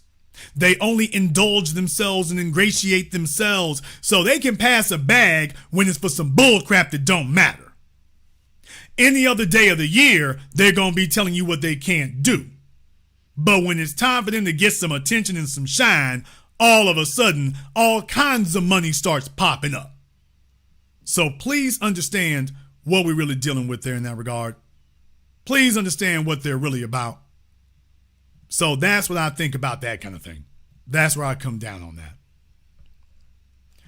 Let me go ahead and go back over here to Zoom. Let me get Russell here on Zoom. Let me give Russell a few moments here to get himself together if they're not paying attention. So Russell, I'll give you 5 seconds here to have that up and going for me here. Russell, go ahead and make sure you have your camera and your microphone turned on for me. I don't know why folks are calling me up tonight without that turned on. I'm about to turn off Zoom here in a moment if folks don't recognize how to deal with that. So not really sure what they're thinking. Russell, you got 5 seconds here. Folks, I don't just bring people up on Zoom. So anybody who wants to troll or anything, you're just wasting your life.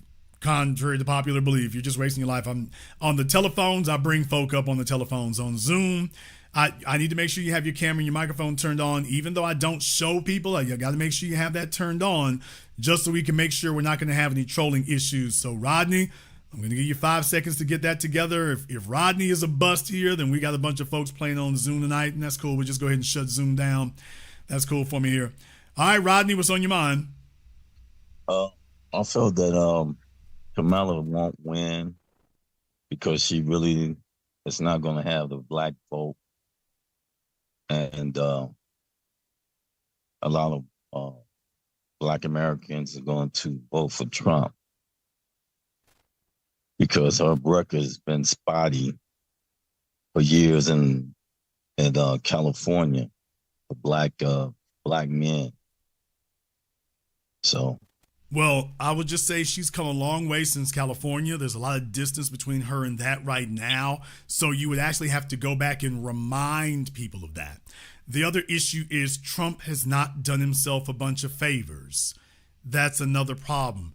This J.D. Vance thing and Trump's behavior at the convention, he did not do himself a lot of favors in that regard. What these politicians have to remember is that when you do get a chance to speak to folk, you can either remind them of why they like you, or you can remind them of what they don't like about you and what makes them wary. Trump had a golden opportunity, and I just have to be honest, he squandered it. Now he's just starting back where he was. If he had started down the road of transforming himself when Biden was falling, Trump was just totally quiet. That was uncharacteristic of him. For a minute there, it looked like maybe he was listening to people, and maybe for a minute he was, but as soon as he got in front of the spotlight again, he went back to doing what he did. And right now, he is literally repeating every mistake that he made in 2020. I think he's just high on his own supply. And he thinks, well, it's going to be the right thing because I'm doing it. And this is not, if Kamala wins, the bottom line is it will not be because she's so great. And it will not be because she galvanized the country. If she wins, it will be a combination of, number one, she wasn't Joe Biden. I'm sorry, number two, she wasn't Joe Biden. But number one, Donald Trump made unforced errors. Yeah, I really think, I agree with you. He really screwed up when he brought the vice president, this guy that really nobody knows about. And what we do know about him doesn't look very encouraging. It's just more of Trump. So what you see now is with Mike Pence, at least you knew that there was a leavening influence with him. There was somebody less extreme. You got a guy right here now who's just going to rubber stamp everything Trump says. Now, that's going to be an issue because, remember, we got introduced to him through Charlottesville. So do you want to give him another shot at that? That's the kind of thing that concerns and worries people. Thank you very much for giving us a call here tonight. Let me get caller from area code 425. You're on live with the Black Channel. What's your name? Where you calling from? Yeah, how you doing, Jason, man? This is Mike calling from Seattle. All right, Mike from Seattle. What's on your mind? I'm going to have to kind of disagree with you, brother. I didn't see anything Trump did wrong in his convention. He just got shot in the face. So, I mean, I didn't see. I listened to I'm objective. I'm not voting for. I don't decide who I voted for. But I didn't see anything in the Republican convention that he did something that turned people. The man had just got shot in the ear. Okay, you're so repeating I yourself. mean, yeah, but nothing that he did. I personally think Kamala is getting ready to get blown out, worse than Walter Mondale in 1984. I think this is going to be historic You don't have Nancy Pelosi has more power than Barack Obama. She told her boy, Gavin Newsom, to fall back.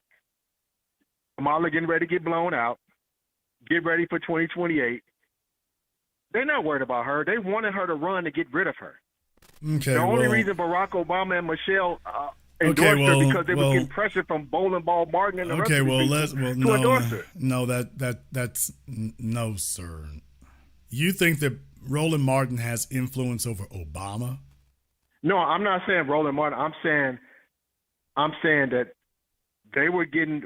I don't think I'm watching David Axelrod's Twitter. I'm watching Obama.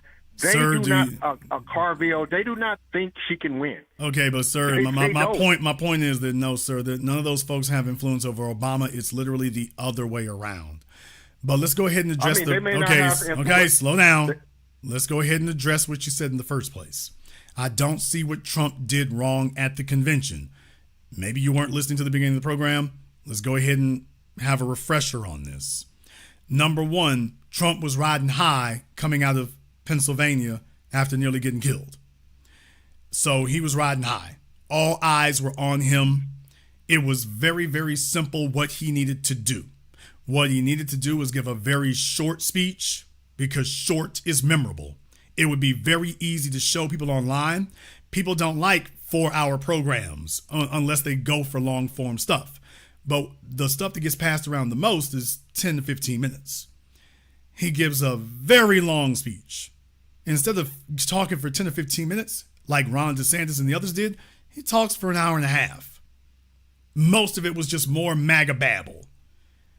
So instead of taking the opportunity to say something that really resonates, just boil it down to the essence, not a bunch of other rambling and meandering, just say, not telling yourself, well, I'm a white male and everything I say is profound. It's not time for you to give the Sermon on the Mount.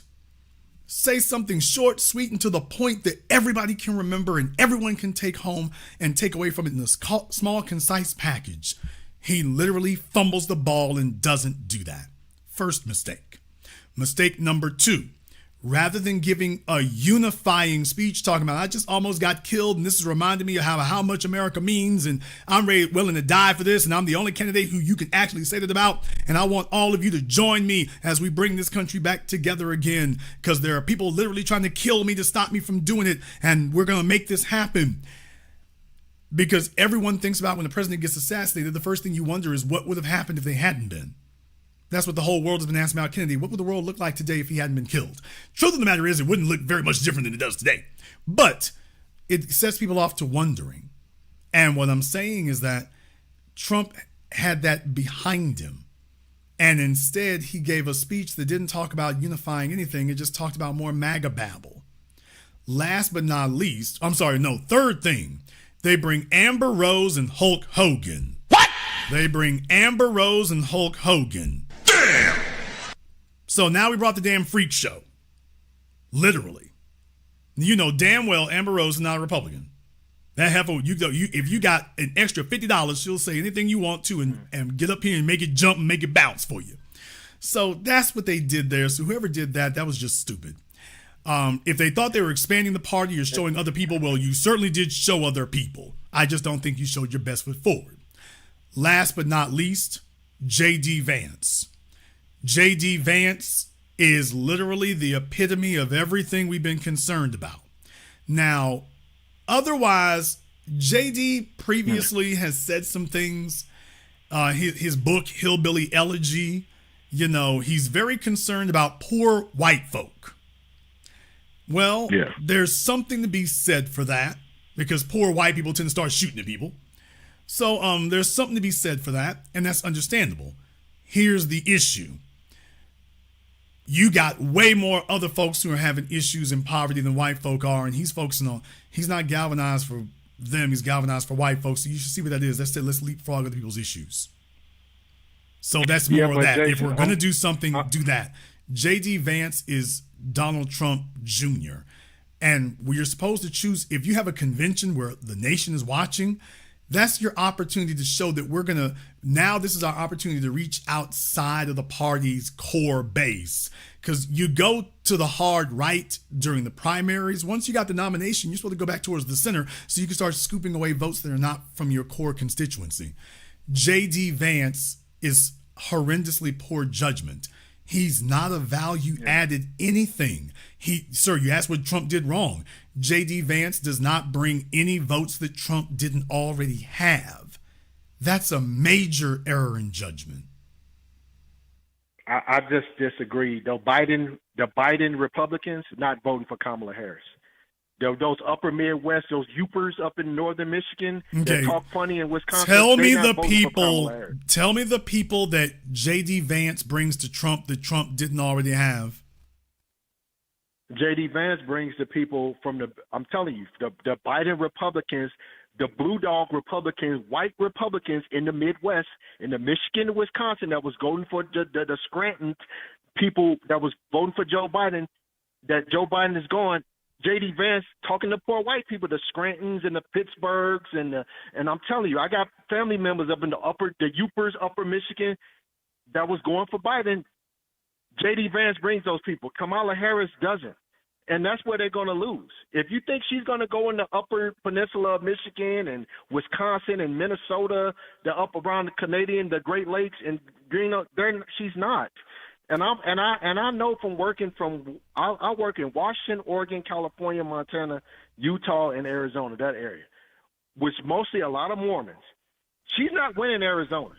She's not winning Nevada. She's not going to win Ohio. Obama won Ohio. Obama won Iowa. She's not winning Iowa with those farmers. And you can say whatever you want about Obama. Okay, he sir. was great for the All right, Midwestern sir. farmers. She's Sir. not winning those states. Sir, I'm very glad you said that. Now, I've let this guy talk. Jason, let him talk. I let him talk. Sir, I have one question to ask you. Who won Ohio in 2020? Joe Biden or Donald Trump? In 2020, it was Donald Trump, right? It won Ohio. You were just lecturing us about the blue dog Republicans that J.D. Vance is going to help Trump get in Ohio? I'm talking about Michigan. He lost Michigan. Okay, sir, the first thing you said was Ohio, sir. That's the first thing you said. Well, man, sir, the point is, all you really did was confirm exactly everything I said. J.D. Vance doesn't bring anything that Trump didn't already have on his own. It's doubling down. It's literally the footprint of what J.D. Vance brings literally doubles down on what you can lay it directly on top of what Trump already got, and it matches up perfectly. He doesn't bring anything outside of that. Nothing. I don't like J.D. Vance. I don't like him. I don't care. I don't like him. But what I'm saying is Kamala Harris is not going – she's going to lose more than J.D. Vance brings. She is not Going to get those Democrats that those right, but J.D. Vance doesn't deliver that Joe Biden did. J.D. Vance doesn't deliver anything that Trump didn't already have. That's the problem. So it's showing what Trump's goals are, but it's not smart strategy.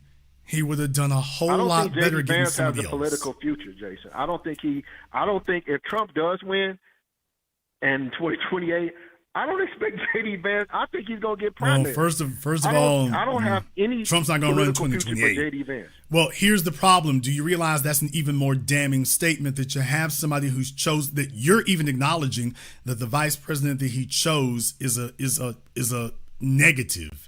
He's a liability. You've chosen a vice president with no political future.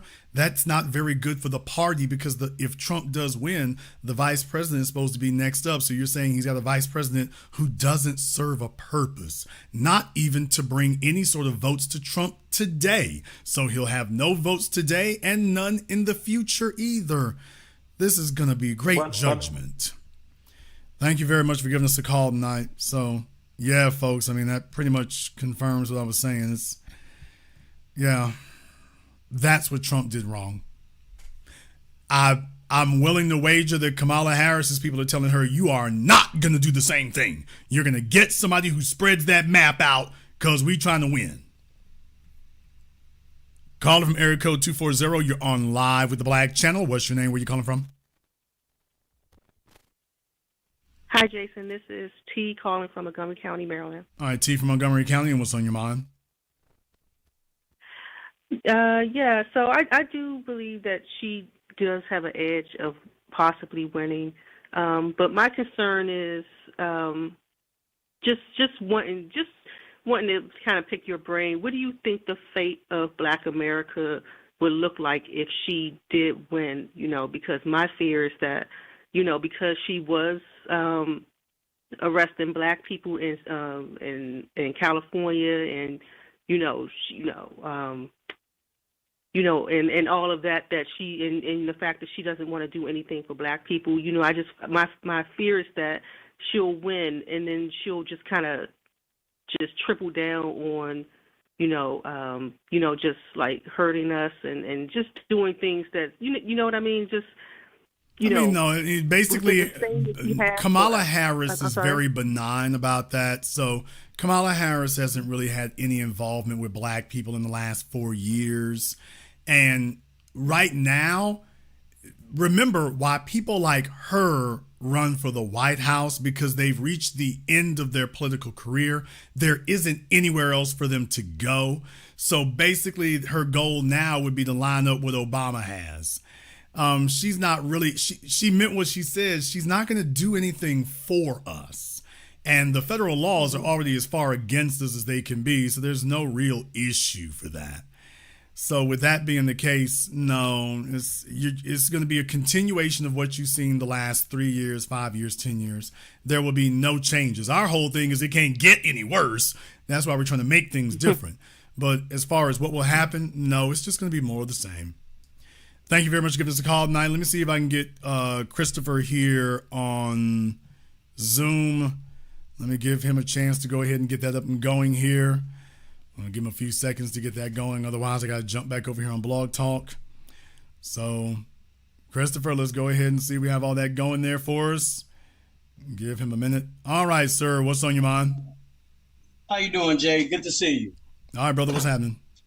I heard what you said with the with Kamala appearing to the whole vote, and I thought that was funny because I thought about instantly because you said that she's gonna fight Trump where he isn't, and immediately I thought of Sun Tzu's The Art of War, fighting the enemy where they aren't. So I thought that was very clever what you did there. The whole notion with the old niggas though, because as I'm down here on the ground at working in these factories, and I work next to a lot of babies, 19 years old, 25. And they don't, and you'll be surprised how much that they don't even know who Kamala is. I was in the break room one day, and the baby, one brother, he was talking about, hey man, we're gonna have the first Black female president. He was so amped about it. And then when I pulled him to the side and I said we should focus on policies and not politics, he said, I don't even know how she looks. So I'm like, what? Here we are excited over the symbolism. But we're not. We should educate ourselves more on the policies.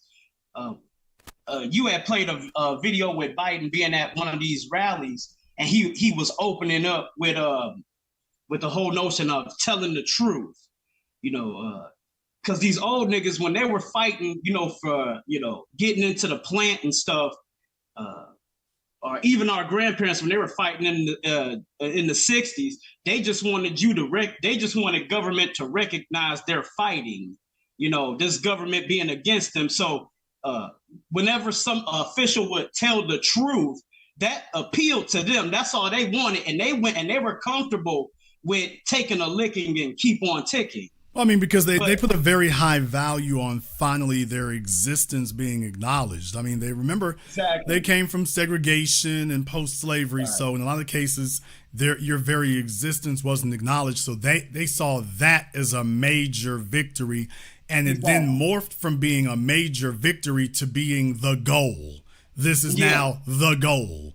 And for us, that's not the goal. We're looking beyond that, so we're speaking a foreign language to them differently in many regards. And we're the natural evolution of that, but unfortunately that gives them a headwind in that regard. You got a fella here talking about he's willing to vote for Kamala Harris and doesn't even know what she looks like. And that's what I'm trying to tell you all is please understand, it's not scary that he said that. What's scary is if he actually is registered to vote. If he has actually registered to vote, and this is really the way he operates, that's the scary part right there. I'll let you have the last word. What was I going to say? And can you touch on again with what you were saying with the $250 million endorsement that these old niggas then came up with? Well, no, it's not $254 million from them. I'm just saying that after Joe Biden said he wasn't going to run again, the money hose started opening up. Hose, HOSE, not the other kind. The Hollywood and friends, the folks who had been holding out the money, they just started donating overnight. That was for a purpose, by the way. Now I want y'all to understand, they were using money to send a message. We can turn this damn thing off and we can turn it on like a light switch. We can have you swimming in money and we can have your ass sitting in an empty swimming pool. Immediately, not no 3 weeks later. We can dry up all the funds tonight, or we can have you swimming in bread. This can go, when Nancy Pelosi said we can do this the hard way or the easy way, that's what she meant. So you can get papered up or you can get done up, whichever way it needs to be. And they show that it will happen instantaneously. Yes, sir. So the small donations gave her like $100 million. The big money donations gave her $150 million. So it might have been 50 folk who put in for $150 million. And then you go get 1 million people putting in $20 or $50 and putting in to get 50 million. So there's reports of that, but then there's people that are doing these Zoom calls and things basically, and they pass in the hat. So this is around Roland Martin and some other people. So the fraternities and things, they pass in the hat, and I think they got like $1 million or something like that. So it wasn't hundreds of millions or anything like that. But what I am saying is, wow, that's significantly more than we usually see for something substantive. By the way, if these niggas got that, how many other things could we actually get going if they actually did that? But we can't get them involved in anything except a bunch of penny ass stuff right there. So what they're showing is that they will get galvanized if there's some attention in it. If they can get some shine, like at church, if they can show up, pull up in their Rolls Royce and get out, don't let me down, spill my yak. And if they get a chance to do that, then they gonna open up something. Understand, the white men who just papered up Kamala Harris, you don't even know who they are. You don't know no names. They're not going out of their way to let you know. They're trying to make sure you don't find out. Think about that for just a few moments. Thank you very much for giving us a call tonight. Let me get caller from area code 870. You're on live with the Black Channel. What's your name? Where you calling from? Yo, what's up, man? It's James calling from Florence, South Carolina. Okay, James from Florence. What's on your mind? Man, a lot of my family members, even people in Chicago, especially Chicago getting gentrified the way that it is, a lot of the women are still voting for Kamala Harris. And when I ask why, they say, well, abortion, and she a black woman. And I said, why is abortion so important? It seems like anytime you ask a woman why is abortion so important, they say rape. What happens if rape? A lot of women is not having abortion because of rape, but that's their main excuse that they're used for the whole abortion talking point. You would think that what we've seen with her as a vice president, that people would know not to vote for her, but a lot of people are saying, well, that was Joe Biden holding her back from what she really wants to do. And people really believe that. A lot of people really don't even know her real policy. They're just going for her because she's a black woman and it's the whole abortion thing. Well, I mean, think about it like this. Kamala Harris, the reason why that works, or at least the reason why they're giving you those responses, is for the same reason that when you ask them, what do you vote for Biden for? They say education. Well, he's going to forgive my student loans. So what does that tell you? They are trying to appeal to the females out there who make bad decisions. If you chased a degree and it didn't work out, if you chased a man and had some bastard kids by him and it didn't work out. So this is what the government can do for you in case some of your critical thinking skills were lacking or your decision-making skills didn't work out. So that's what they're saying. It's a cynical calculation, but In some regards, it could work it does work among a certain segment. Here's the thing, even if you're not using it, and that's a certain thing that what you're talking about is women who are too old for abortion even matter for them. Well, they're voting for it on principle, which is what I was saying before. It's not something that they're actually using. So if they're supporting it on principle. It ain't because people are out there being sexually assaulted. It's because it's a principle for it, even though they don't use it. So just like it's useless to get your student loans forgiven because it wasn't doing you any good anyway, it's useless to offer them abortion because they're not going to use it anyway, but it does give them something to vote for, even if you're not using it. So think about how silly this has become. But yeah, this is really where we are. So it's kind of like getting that free gift bag of crap at Ollie's or something, like, okay, or that mess they keep giving me for the gift basket at the Marriott. It's like, okay, do I really need more bottled water? Do I really need more bottled water than these strange ass cookies y'all keep giving me? Do I really need it? No. Most people take it anyway. So even though you're not going to use it, it's something. So we got people basically spamming for votes, and there are people who will do it. Well, at least I can get something. You can't.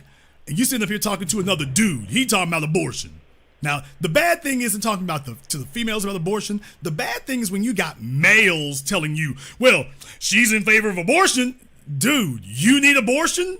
Really? Thank you very much for giving us a call tonight.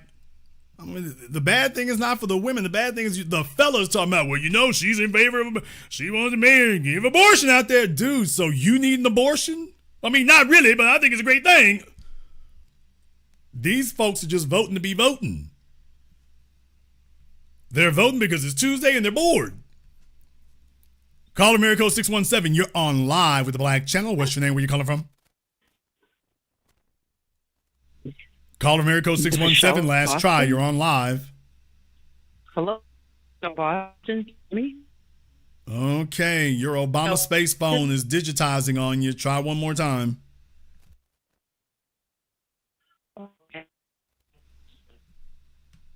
Okay. All right, your Obama digital phone there messed you up in life, so give us a call back some other time. Let me get caller Miracle 803. You're on live with the Black Channel. What's your name? Where you calling from?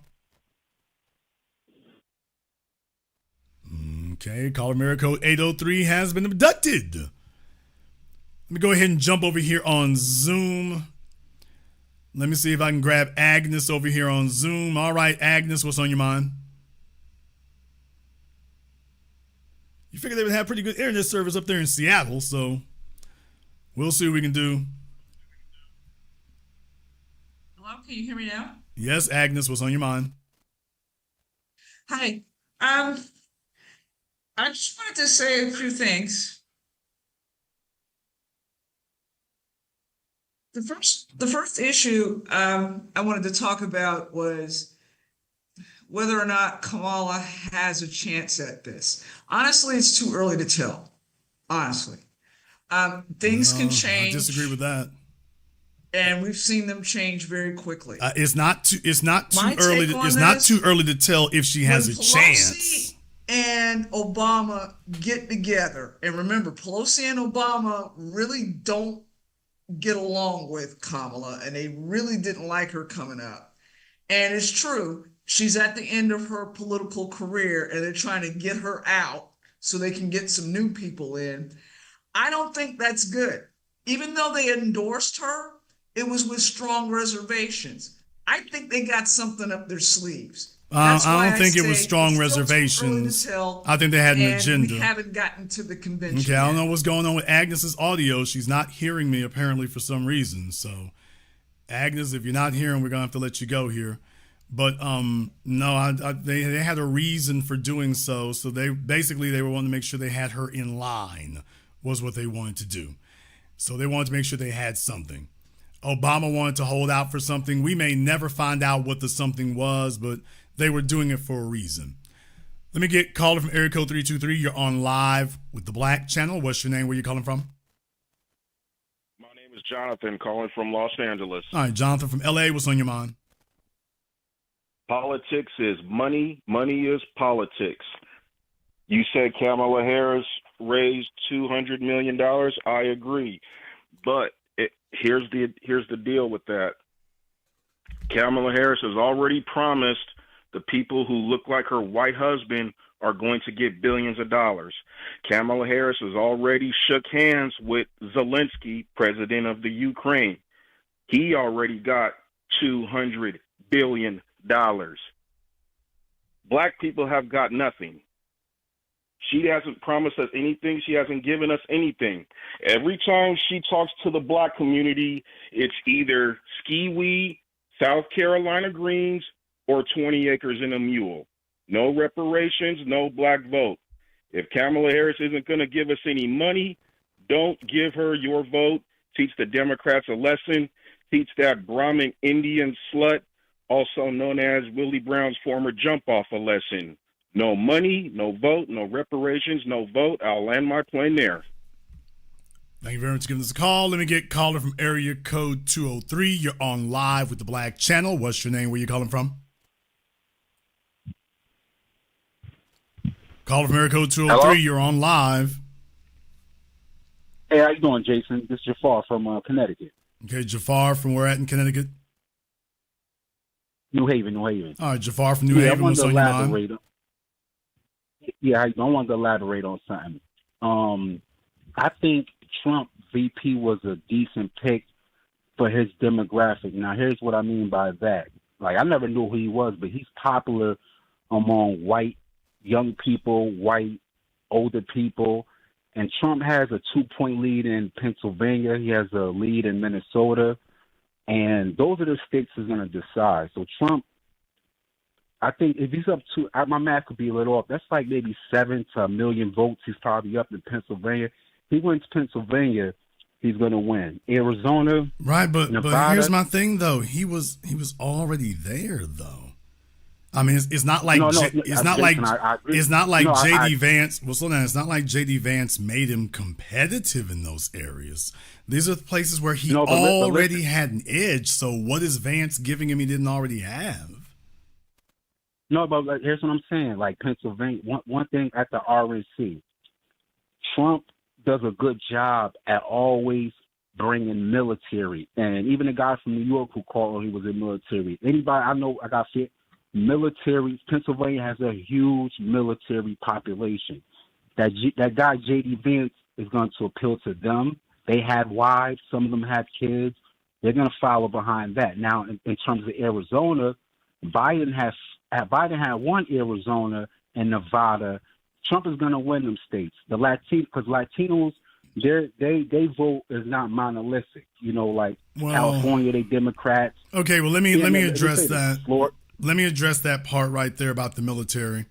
Military people do not vote based on patriotism except during wartime. When there are not bullets flying, military people vote based on benefits. So really, in reality, it really kind of evens itself out in that regard. Don't get me wrong, there is a contingent like the J.D. Vances who do vote on that kind of thing, but that's usually folks who've been in war zones already. But during peacetime and we're not shooting at them, they usually revert back to voting for whoever gives the most benefits or is offering the most benefits. And neither political party really has the edge where that's concerned. I mean, they don't really take anything from the military, and they need to. They need to be taking a lot. But they really don't. But I agree with you on that, Jason. But also, okay, like the other brother called from Illinois. It doesn't matter. Illinois is going to go blue anyways.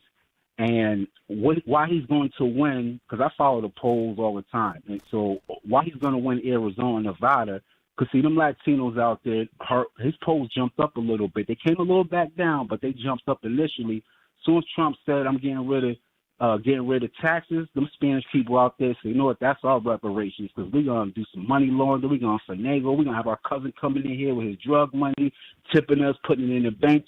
So once you said that, Spanish people in Arizona and Nevada, they said that's reparations for us. We know what to do with not tipping, because again, a lot of that industry is women. Texas, we know that. So Trump, if he just pick all and Nevada and New Mexico, when them new polls come out, I think he's gonna get New Mexico, even though it's worth a little bit of points. So when I hear these people calling from these different places, these are places Trump was never going to win anyways. Like, he's not going to win Illinois. He's not going to win Maryland. He's not going to win New Jersey. Even for the places that you named, though, J.D. Vance is not a factor in that. Trump did a great deal on that in 2016 on his own. So even with the things you named, that's J.D. is still not a factor. No, but here now, one caller did say something. J.D. Vance, like, he was in Minnesota today. I watched that. It was a lot of young people there. It was it was packed. I don't think they had tickets there, but it was packed. So J.D., which I think is stupid of them even going to Minnesota, I think they should just keep J.D. Vance and Trump in Pennsylvania and Michigan, because they're one. If Trump get Nevada, if he pick off New Mexico, all he has to do, he could lose Georgia, because a lot of them blacks out there are gonna go out there, freaking party, whatever. Kamala. So he's winning in Georgia right now, by the way, by 2 points, 2 or 3 points. So if he could just pick off Pennsylvania that he's winning, I think he's up a point. He dropped a little bit at Wisconsin. All he has to do, J.D. Vance is for Wisconsin. He's for because Trump lost some of them states before. He's for Wisconsin. Okay, well you're probably for specific. If you're referring to 2020, yeah, there were states that he lost in 2020 that he won in 2016. But once again, the fact that it wasn't his vice presidential pick that cost him those states. It was his own behavior. So once again, I get what you're saying, but I'm just saying he was able to carry those places. Remember 2016, you're talking about Pennsylvania. So I mean, these are places that he carried in 2016. So that tells you something changed between 2016 and 2020. No, but then again, like, we had strange things happen in 2020, the COVID, and he lost Pennsylvania. Remember, in 2020, and now another. But he lost those. But he lost those things for a reason. The problem with Donald Trump in 2020 is he started looking more like Ron DeSantis, and that was a turnoff to people. No, he did, but I do think, in my opinion, I think the COVID had a reason for that. Now, another thing going on too, because we always look at black, white, who they're voting for. Jason, Pennsylvania, I got a lot of people in Philly. They do not, and Hispanics in certain parts of the country, they do not go for that whole gay agenda being pushed. You only can push that on two people in America, black and white people. Other groups is like, So we know, the world knows. And then another thing Trump got going for him.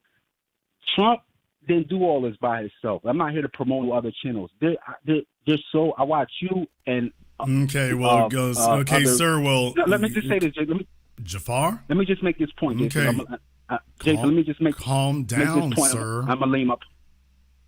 Sorry. Calm down.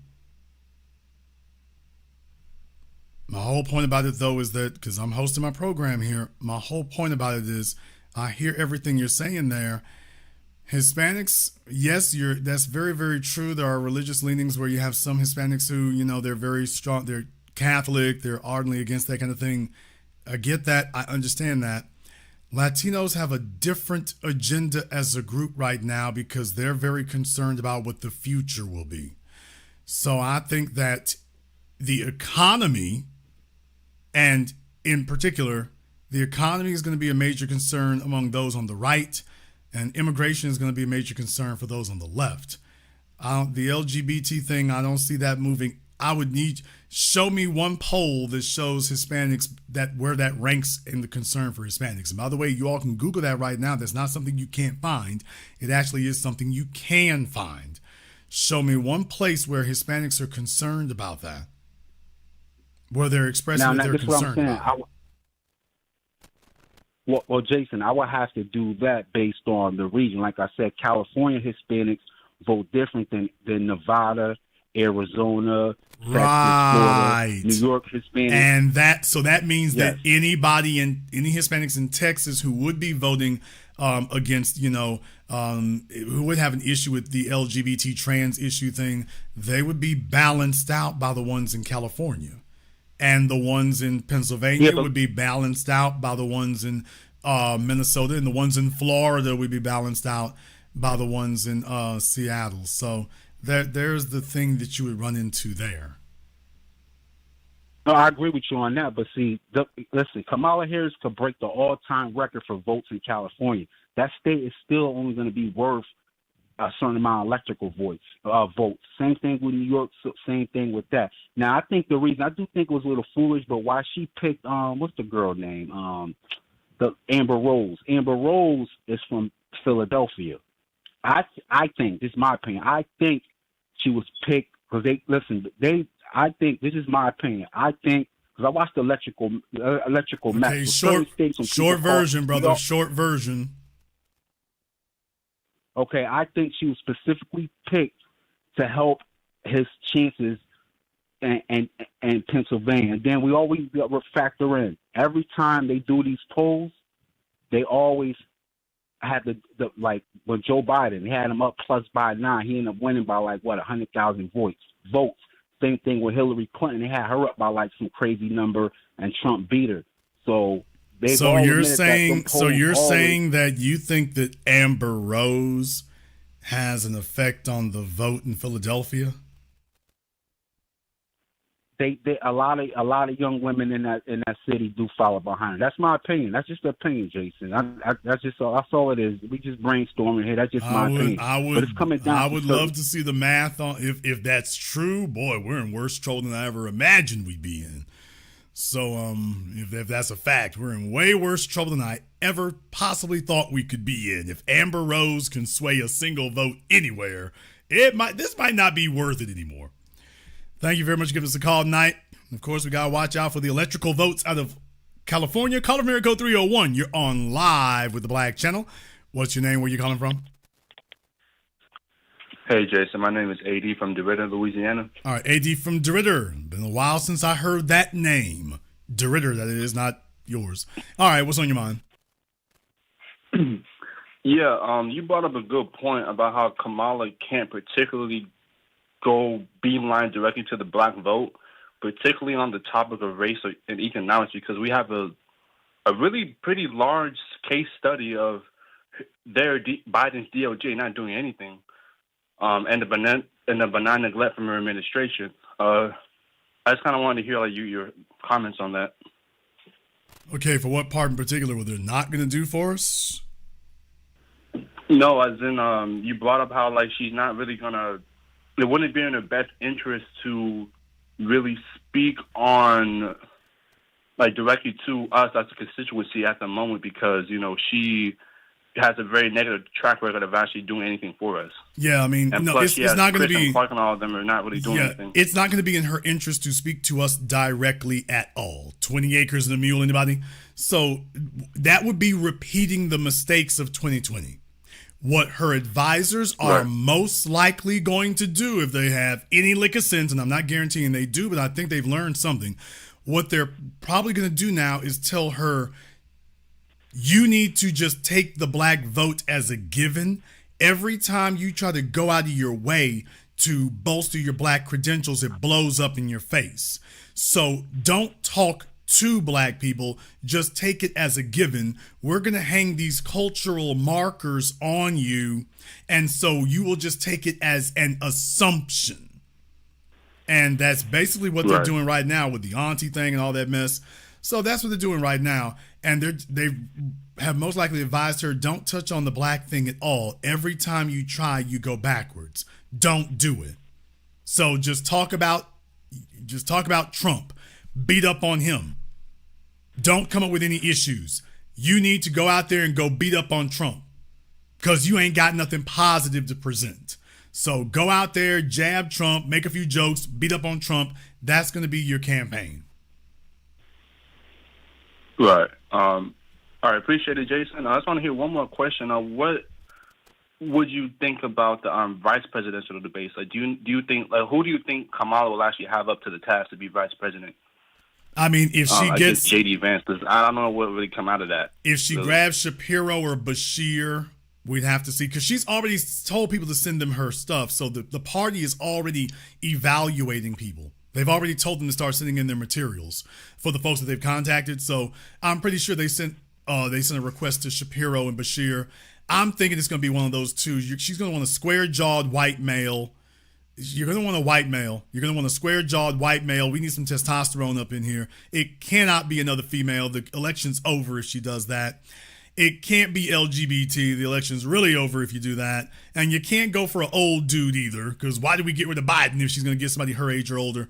So it's most likely going to be a white male, square-jawed, photogenic, articulate, and somebody who is, let me say it like this, somebody who has more sex appeal than J.D. Vance does. What? She's gonna go for somebody who has more sex appeal than that guy does. He doesn't look comfortable in his own shoes. He says awkward things. The childless cat lady thing is going over about as well as, vomiting at your child's birthday party. That's not going over well at all. And now he's come out trying to defend that. Not a good sign, not a good look. This guy he's vulnerable. There's blood in the water. The media's jumping on him. He's vulnerable. They're going to go get some dude. If Kamala's smart, she gets a square-jawed dude, and this guy sits up here and clobbers JD at the debates, not on facts and figures, but on personality. JD Vance doesn't have a very appealing personality. You go like exactly somebody like Gavin Newsom. Gavin Newsom could beat JD Vance like a drum at a debate. He could kick his ass with all 4 feet while standing on his hands. And that's the problem with Vance. So if it does make it to a vice presidential debate, you get somebody who can handle themselves the way Gavin Newsom does, and he just makes a clown out of Vance. Thank you very much for giving us a call tonight. Let me go ahead and jump over here on Zoom real quick. Let me see if I can get Rob over here on Zoom. Rob, let's go ahead and turn on our microphone and our camera for us. I'll give you 5 seconds to get that popping for me. Otherwise, we're going to have to let that go. So, Rob, we're going to give you 5 seconds here. Okay, he's got his mic on. Rob is almost ready for prime time. We'll give him 5 seconds to get lights, camera, action going there. Okay, Rob is sitting up here doing his version of Michael Myers. He's in the dark. All right, he's out of the dark. All right, Rob, what is on your mind, sir? I was listening to the broadcast, and here's my take on the broadcast. I feel that I went into the broadcast believing that it would definitely be Trump that would win this upcoming election. But then listening to the broadcast, I've come over to believe that Kamala does have a chance.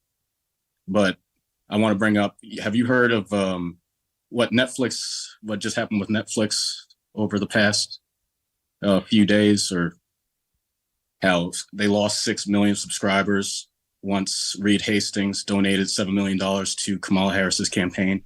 Okay, like I say, look, you're going to have YouTubers who are always trying to capitalize on things or claim causality.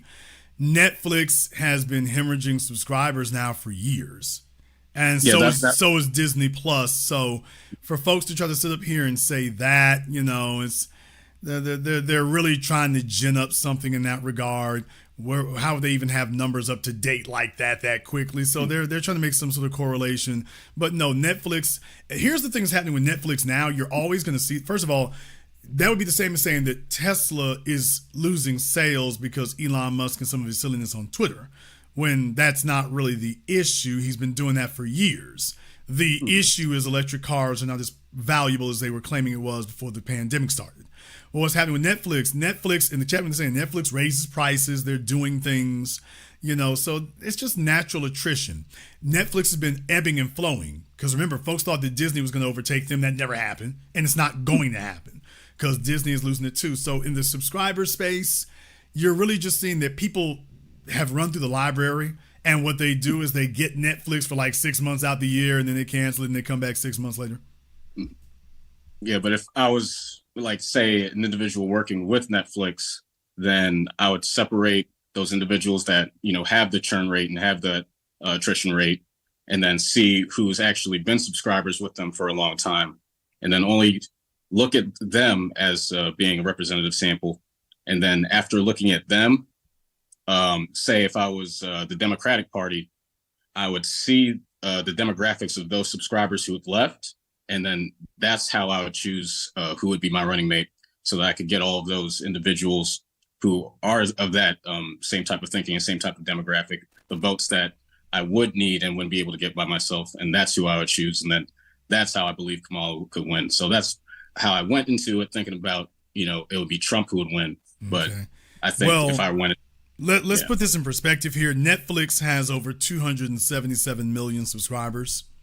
So it's a small amount. I mean, this is 277 million subscribers. That's 6 million out of that is a rounding error. Okay, I see the rationale you're giving, and I see why you're saying it. And there is a statistical basis for why you're saying it. Okay, let's go ahead and investigate that a little bit further. Let's just say that did happen. I would consider that to be foolish to go after those votes, because if those people are that reactionary, they're doing that based on principle, and it's probably not going to do you any good whatsoever to try to chase those votes. So just like you have never Trumpers, you got never Kamalers. So I'm thinking that's the never Kamala vote. So the only thing you've really done is get them off of Netflix books, for better or worse. I don't really think it does. If they're that reactionary, I don't think it does you any good to pursue them. What are you pursuing? What are you going after? What is it that you said or that you do that has them this polarized against you? And is there anything you could do or say that would actually reverse that? And I don't think that would be the case. Not if they're that reactionary. I don't think that'd be the case. I think the best you could do right there is up your positive. So that would be the best thing I think you could do in that regard. So even if that were the case, I don't think it helps you. Yeah, it's interesting to know they're out there, but other than that, no. I would be more concerned if I were Kamala Harris and them. I'd be more concerned by dropping of Twitter followers on your page. So if she looked up and lost 6 million Twitter folk or whatever, I'd be more concerned about that. Now, that would be a major earthquake if that occurred. The other problem is, how do we quantify it? Because there's the issue. Okay, they lost 6. Let's just say that is a real thing. They lost 6 million people right after Reed Hastings did that. And is he even with the company anymore, by the way? Because I didn't know. No, he's not. I don't think Reed even with I think he's been gone for years now. They got rid of him a couple of years ago. So I'm just saying, where's the correlation? You see what I mean? Reed's not even with the company anymore. So the reason why I'm stopping at it is just what I just asked right there. You'd be hard pressed to convince me that there's a correlation between the two. If there is, I just gave you my answer to it. If there is, now back to what I was saying originally, you're gonna have a lot of work to convince me that there's a correlation. I think it's just a coincidence. You can take any random month out of the year and get a similar statistic. Like, have you checked to see how many subscribers they lost in the first quarter of this year? Was that a report for the first quarter? Or is somebody trying to tell you that was really, that they somehow got that information in 1 week? It's like, wow, that would be amazing. It would, but their market cap also dropped $2 billion. So okay, I felt like it was due to that somewhat, but I don't think it was entirely due to that. No, the market moves around. Sometimes you're worth investing in. Sometimes there's only a certain finite amount of money in the market. So sometimes it's just not your month. You're not doing anything popping. You don't have any new features coming out. If they did raise rates, then obviously you'd expect to see some subscriber drops. So yeah, maybe they need to get my money out. They're probably going to go down for a little bit and let me catch them on the upswing when they get finished bottoming out. So my answer to your question is, I think that's more the answer. I don't think they're related. But even if they were, I don't think it's something that is worth analysis in that regard. You notice it's there. Okay, you got some real haters out there. But other than that, I would just charge them to the game. Thank you very much for giving us a call tonight. We appreciate that. Let me get a caller from area code 412. You're on live with the Black Channel. What's your name? Where you calling from? Caller from area code 412. You're on live. Last try. This is TJ calling from Pittsburgh, Pennsylvania. Okay, TJ from Pittsburgh. What's on your mind? Yes, I think that Kamala has a great chance of winning. And the reason why I say that is because she has mail-in ballots, the same tool that kind of helped Joe Biden get over that hump in a lot of the states, especially Pennsylvania. Trump has only been about 1 or 2 percentage points difference between Joe Biden and now Kamala Harris, and mail-in ballots would definitely cover that that difference, as well as a lot of these counties, especially in Pennsylvania, have been slow to purge their voter rolls, so they got more people getting on the voter rolls but not coming off. So I think that she has a great chance with that element that's now been in play, because now you have people voting already in August, July. So it's already election season for these mail-in ballots. So I think she has a great chance with that element of getting over the hump, especially if it's in 2 to 3 percentage points. Well, Trump's definitely, past if that is were gonna- an issue and if that were a factor, then that's all the more reason for Trump's people to be out there watching for that. So, like I say, I mean, look, that's already been litigated. They have not had a very good track record of being able to substantiate those things in any wide-ranging way. My next thing, brother, would be, by the way, if that were the issue, where was it in 2016? That's a good question. I mean, I think with the COVID situation, that was a better play, I guess, in 2016, because they were able to use that. I remember in Pennsylvania, Trump was up at midnight by, say, 500,000 votes. By 5 o'clock, he was down by another 100,000. So I believe that the election is going to be decided between midnight and 3 a.m. versus 11 p.m. like it used to be in the past. No. Okay. Well, the election is decided in 2023 to 2024. If you have run a good campaign, then it should be a given.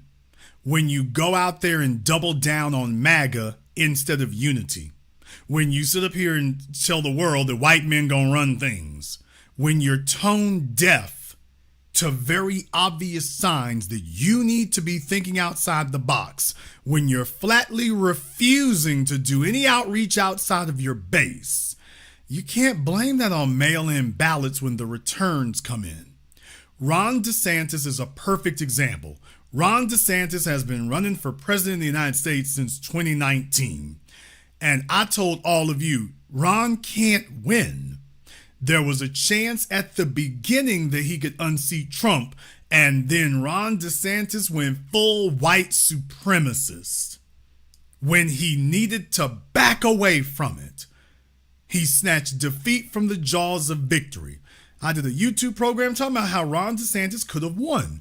And I do that for all of y'all when I show you, hey, this person is up, they have a chance, and then he fumbles the damn ball. Changing the history books to eliminate slavery and call it the transatlantic trade. What the hell is wrong with you? Making laws talking about you make it illegal for municipalities to give reparations. What the hell is wrong with you? This plays well at your country club with some of them pedophiles that y'all hang out with. This literally isn't gonna play anywhere outside of Tallahassee, Florida, not even the most of Tallahassee. This doesn't play anywhere outside of that. You're not gonna go anywhere and get traction after you did this. You look like a Klan member. Furthermore, Ron DeSantis has all of the he's about as friendly as a scorpion. I showed you all with him talking in front of his Surgeon General there in the state of Florida. He looked like he was annoyed with the man he just chose. He's standing behind the man like he literally just, when the man started talking, Ron DeSantis looking surly and hostile. It looked like he wanted to walk up and push him. All right, nigga, that's enough. The man didn't speak for 20 seconds and looked like he wanted to just walk up and push him and say, all right, you're done. And Trump has a lot of that, and he's done nothing to address that.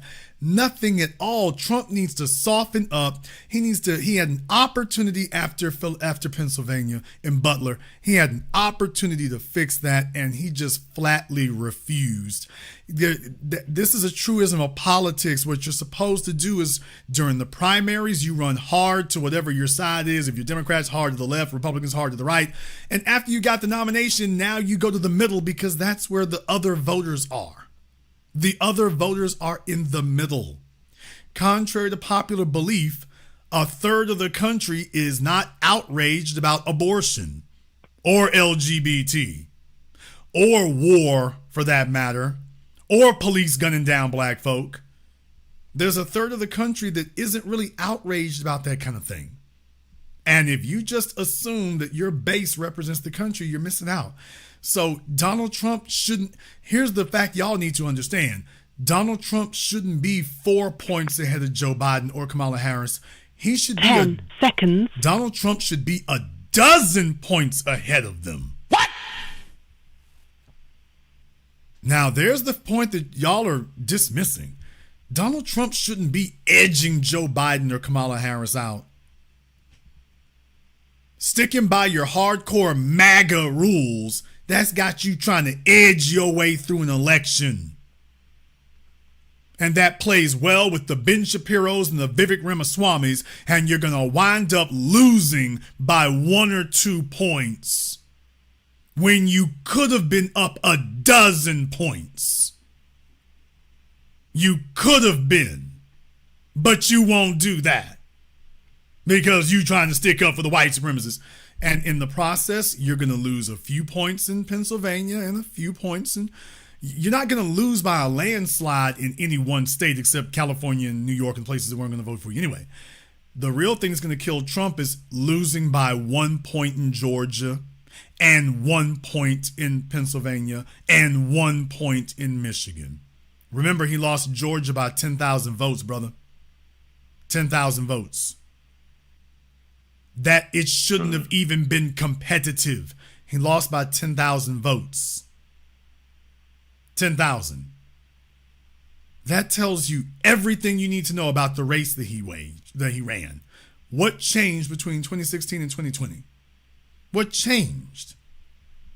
We know what changed. He started looking more like Ron DeSantis instead of the guy who hosted The Apprentice. That's what changed. And now he's back again. He had a golden opportunity at that convention to mitigate that, and he flatly refused. Everybody's talking about Biden in his mental state. What about Trump? You can't tell him anything. If you try, he'll fire you. He thinks he knows it all. And he doesn't want to hear from anybody who's not going to tell him he knows it all. And I'm sitting here showing you the unforced errors he's making. Brother, take a look at the states that he lost. Georgia, Pennsylvania, Michigan. J.D. Vance helps you how? Tell me one thing that he said that appeals to the 10,000 votes that he lost by in 2020 in Georgia. Show me one thing that he's done or said that rectifies that. Tell me one thing that he's done or said that appeals to folks in Atlanta, in Augusta, in Valdosta. One thing that he's done that's addressed that. He hasn't done anything.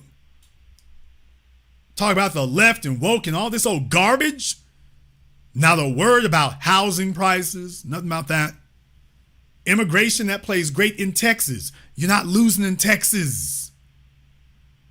You don't even need to show up in Texas. Send them a damn email. The places where he's losing, he ain't saying anything to them. So in other words, he's treating Georgia as if it were Texas. And that's what he did in 2020. You're assuming that Georgia is Texas and assuming that Michigan is Texas North. You can't run the same damn campaign everywhere. People have different issues. The border is not an issue in Michigan. There's an issue in Texas and Arizona and Louisiana. It's not an issue in Michigan and Minnesota. It should be, sure, but it ain't. And he's running the same damn race everywhere he goes. And there's not enough mail-in ballots in the world to overcome that. Thank you very much for giving us a call tonight. I just got to lay the truth on you there. He's been running the same damn race everywhere he goes. Y'all heard me before the thing started. Man, if he chooses Rubio, he walks to the White House, and I'm not choosing Rubio because I'm not sure he's Team Trump. Okay. He's voting for his ego. And he's hoping that the other side will make enough mistakes that he can get away with it. That's not strategy. Call America code 252. You're on live with the Black Channel. What's your name? Where you calling from? Good afternoon, Jace. This is Russell calling from Raleigh, North Carolina. I was on the Zoom, but I couldn't get my connection together, so I apologize for that, sir. All right, Russell from Raleigh. What's on your mind?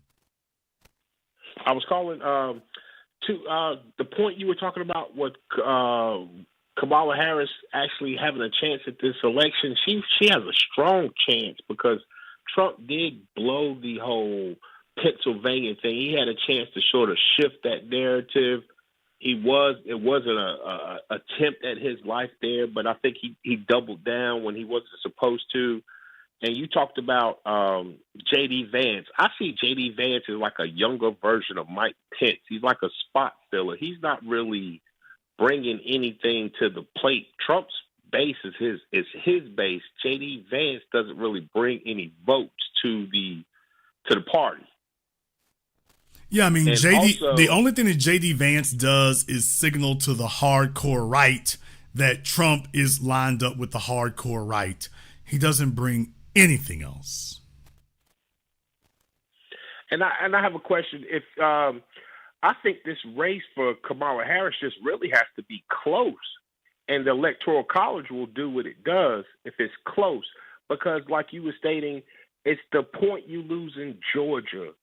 The point you lose in North Carolina, those swing states where you're only losing by a small portion, just a point here, a point there, that's going to add up. And I think when Trump left out of Pennsylvania, he had a chance to switch the narrative and come off. If he came off a little softer as like the old grandpa that might say some racist things from time to time, because that LGBT community is just as racist as the MAGA when it comes to black. Look, if Trump black had and come white. out of Pennsylvania as the hope and change candidate, if he had come out, he could have literally come out there talking about, look, I had folks just tried to kill me. If he could have come out there completely transformed, he's hope and change. Problem, that's not going to work because that's not really who Trump is. So he's not going to do that because that's not really who he is. But he blew a golden opportunity. If he had come out of Pennsylvania talking about hope and change and a new America and how we all need to come together, the Democrats wouldn't have been demanding Biden to get out anymore because there would have been no use. They've been like, we're so far behind now, it doesn't matter anymore. They sat back and exercised some patience and said, give it a week. Let's see how it shakes out. And a week later, he makes unforced errors, and they're like, we're back in the game. He sort of handed it to him because, like you said, he should be light years ahead of this campaign at this time. But he was stubborn, and he thinks this MAGA base because Kamala Harris has a lot more pools of people to gather votes from. Because I think she's going to get about 95 to 98% of black women that vote. She's going to get about 95 to 98% of older black men and women that vote. She'll get the younger crowd. I'm interested to see how this white woman vote's going to work for her because white women can be kind of fickle. You know what I mean? They can be feminists here, but they still white supremacists at the end of the day. And then this whole Roland Martin thing, throwing it in our face like the new black media crowd as if, and it was embarrassing when I heard, I got to say this point, it was embarrassing for Roland Martin to throw those numbers out to us as if they are doing something with their little conference calls because they're supposed to be the cream of the crop of the black culture. And you got 20,000 people on the line, you raise $1 million. The grassroots, we're doing that on grassroots level, supporting people's movies and films and things like that. And these are supposed to be our cream of the crop. And I didn't think that was a good look because it shows what you talk about on your other channel, that power dynamics. Like, don't come around and act as if you are doing so much better than the rest of us, and this is all you really can generate. To be totally honest with you, I may do a deep dive on that to go into those numbers a little bit further because I actually think it is significant. I think that's a very significant thing, actually. I really, really do. And I think I want to go, I'm probably going to do a deeper dive into it because I think it really illustrates this cultural divide here. That your doctors and lawyers and the folk over there, the Tom Joyner morning cruise people hanging out with Roland and stuff, it really does show what their priorities are. Imagine what you could do with, a few $1 million free floating with some folks with some sense. But I really do think it points out what their priorities are. I think it points out their priorities. I'll let you have the last word. Last piece. One of the callers called in talking about Netflix. Netflix is up and down because of their prices. I've been a Netflix members for years. It started out $6.99, $7.99. Now they're up to like $16.99. Yes, their viewership's going to fluctuate. Netflix took a big hit over Dave Chappelle and the comic. Netflix will pay the bread. Yes, they lose members coming and going. You have people that'll join Netflix, and then when that new series come out, they'll rejoin those things. I don't think that Netflix thing is a factor, but I do want to see how the white women are going to vote with Kamala Harris. I think the white women, Trump's going to get more of them because white women are going to side with white supremacy over her. I think that's going to be a voter market that she thinks she's going to get a lot of votes out of, but I think she's going to lose a lot of them. But to me, I think it just has to be close. If it's close, the Electoral College will do what it does, because I don't think they really want Trump there, because Trump didn't really use that Pennsylvania thing to sort of, like you said, galvanize and sort of regroup to just say, hey, you know what I mean? Well, I think she's going to be able to get some of the white female vote. I think that there's enough discontent. I think she's got 90 days. She's got a lot of time to make inroads. Women are a lot more balkanized than we as men give them credit for being. Hillary Clinton was just too combative, and Kamala Harris is not that. So Kamala Harris is a prosecutor. She knows how to take women behind closed doors and do the sister girl thing to them, including with white women. She knows how to click up with them. Now, she does have some awkwardness to her, which is the real issue. They're going to be doing a lot of managing her image and controlling when she's seen and how she's seen, because her on her own is a cringe show. So they're going to have to do a lot to tuck that in. So you're going to see a lot of management of her appearances and management of her image, but image is what sells, not the real person. So the image of her that they're going to craft and present, I think that's going to be revamped. Thank you very much for giving us a call tonight here. I want to thank everyone who has contributed to support tonight's program on PayPal, Super Chat, Venmo. Thank you very much here to Mr. Rich Bird, Mark B., Mr. Ellis, Brenda Starr, Dariel, and everybody else here who's contributed to support tonight's program. Let me get caller from area code 803. You're on live with the Black Channel. What's your name? Where you calling from? Caller from area code 803. You're on live. Can you hear me? Yes, sir. You're on. What is your name? Where you calling from? How you doing? My name is Ian. I'm calling you out of Pennsylvania, Pittsburgh, Pennsylvania, by the way of Manning, South Carolina. Okay, Ian from Pittsburgh, what's on your mind? How you doing, brother? Yes, I just want to piggyback off of that brother conversation that just came on board. How do you think Kamala Harris is going to galvanize the white vote? Because picture this, if you will. Let's say if Joe Biden would have selected Gretchen Whitmer from up there in Michigan. Now, as time goes on, Biden, he pulls out of the race because of, we all know his cognitivity is not there, and now she's at the forefront. I believe white women would be ecstatic because now they can say, we got one of us in there, a mama, that's a white mama and a black daddy. That, to me, would make them be all in favor, because now they can be like, we going to stick it to, we going to get one of our people in there. And I just don't see the dynamic how she could come across that. Now, on the black side of town, I know the majority of everybody that's on this chat and hearing my voice, we not rocking with Kamala. You're going to get the Boule members. Yeah, they're going to go and vote for her because you already know what Beyonce is caping for, letting her lose her theme song and her music. So we know that they're going to vote for her because that's what their job is.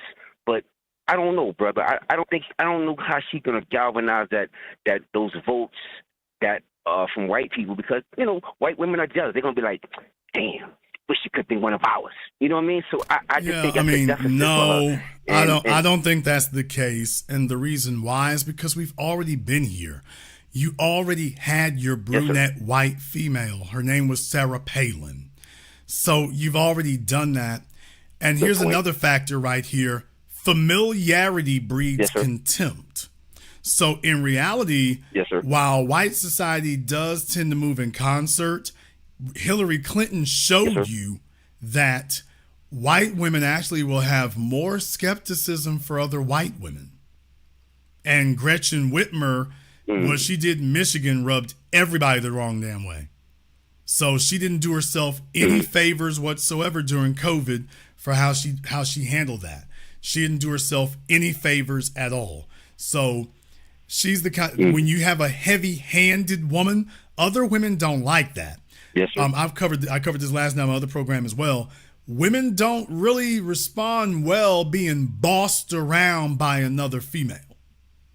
They'll acknowledge that from men. So when women have a male manager or supervisor at their job, they respond to him differently than they do when they have a female manager or supervisor. With a male manager or supervisor, they tend to cooperate. With a female, they tend to challenge her. And the more she tries to boss up on them, the more they're like, heifer, you just another woman like me. So that's why Obama won in 2008. Hillary Clinton couldn't boss up. Though women were willing to roll with Obama, Hillary Clinton tried the same thing with them, and they're like, heifer, who the hell you think you is? And these were white women barking back at her. So Gretchen Whitmer has a lot of that in her, and that doesn't play very well. Kamala Harris knows how to operate around white women. She has never once tried to buck up or boss up on them, and they know that about her. So that's a radical difference from what you would experience with a Gretchen Whitmer. Thank you very much for giving us a call tonight. Let me get a caller from area code 617. You're on live with the Black Channel. What's your name? Where you calling from? Hi, this is Shell from Boston. Okay, Shell from Boston. What's on your mind? I think people are underestimating Kamala because she's going to get more of the white female vote than ever. And she's going to get more of the millennial, the Gen X. Like, her campaign is like, we're not going back. So what I think also is that Trump and Biden and all the old presidents got what they want. They got that immunity, law that they could not be prosecuted. So, that's why Biden dropped out, once they said, they could not be held accountable. They're free from any investigation that, past, present, or future, I mean, that was going to happen anyway. So Biden, in his case here, he's gotten something different. I think that there was a bag involved, and I think that there was some assurances for his doofus son. So I think I think he had to get that taken care of first. I think that had to be taken care of first, and everything else was going to happen no matter what was occurring in the first place. So in Biden's case, he lost the money, he lost support, but he still has his agent still sitting in the White House now, and she's running for it herself. So trust me, nobody hopes that Kamala Harris wins more than Joe Biden. If Kamala Harris does win, Joe Biden's going to be the guy pulling the strings behind the scenes, not Obama. Joe Biden will be doing it. I mean, he's absolutely. Remember, Joe Biden chose Kamala Harris, not Barack Obama.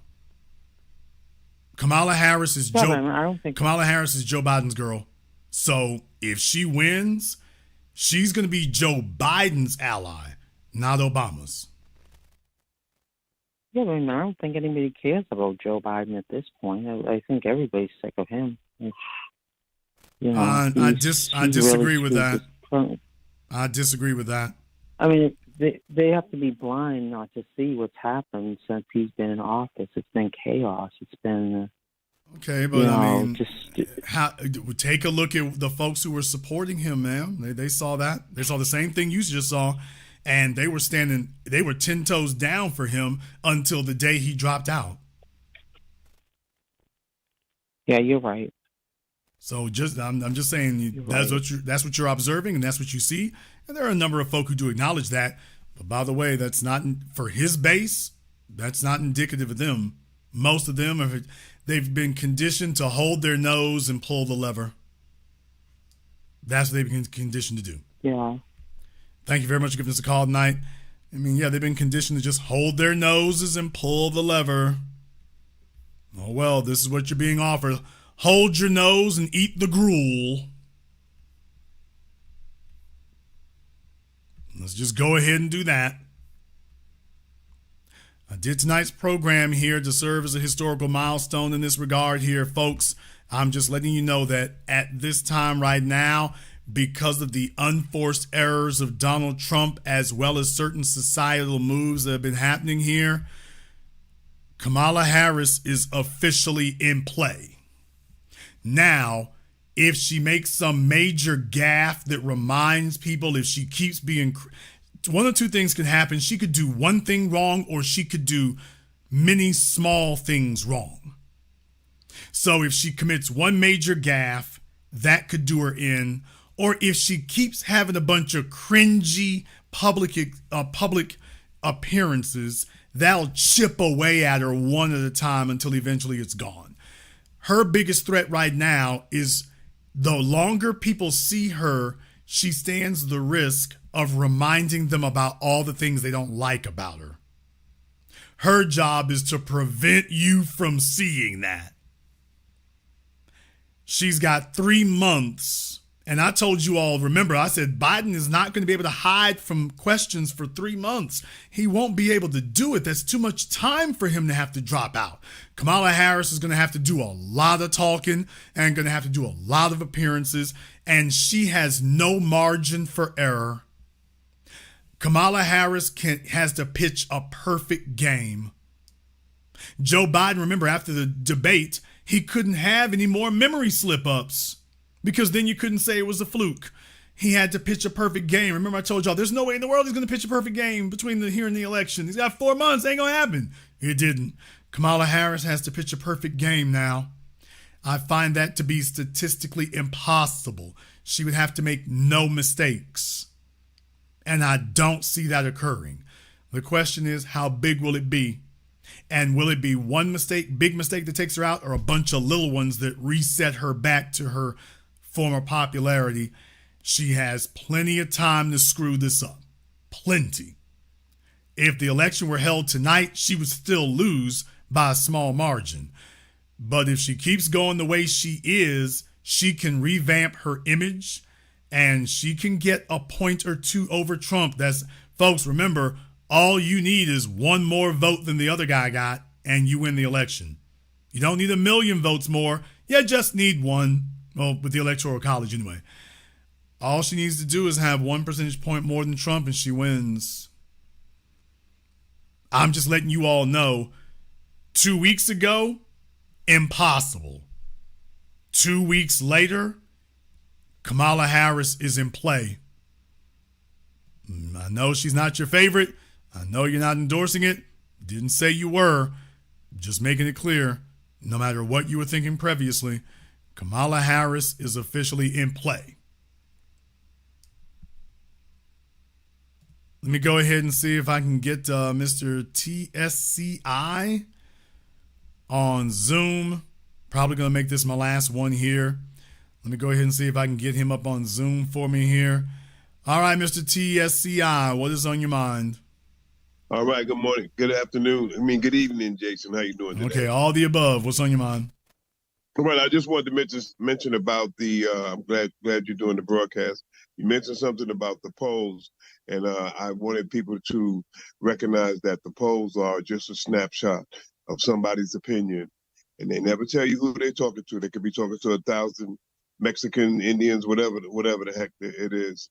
And the reason why the polls are doing that, they're using the polls, the media, is because the politicians spend money on the media, and they need the polls to keep everybody going. So people should recognize that the polls are just a snapshot, and anybody who's ever took statistics in high school or college knows that they're just a momentary snapshot of somebody's opinion and not really valid. I listened to you.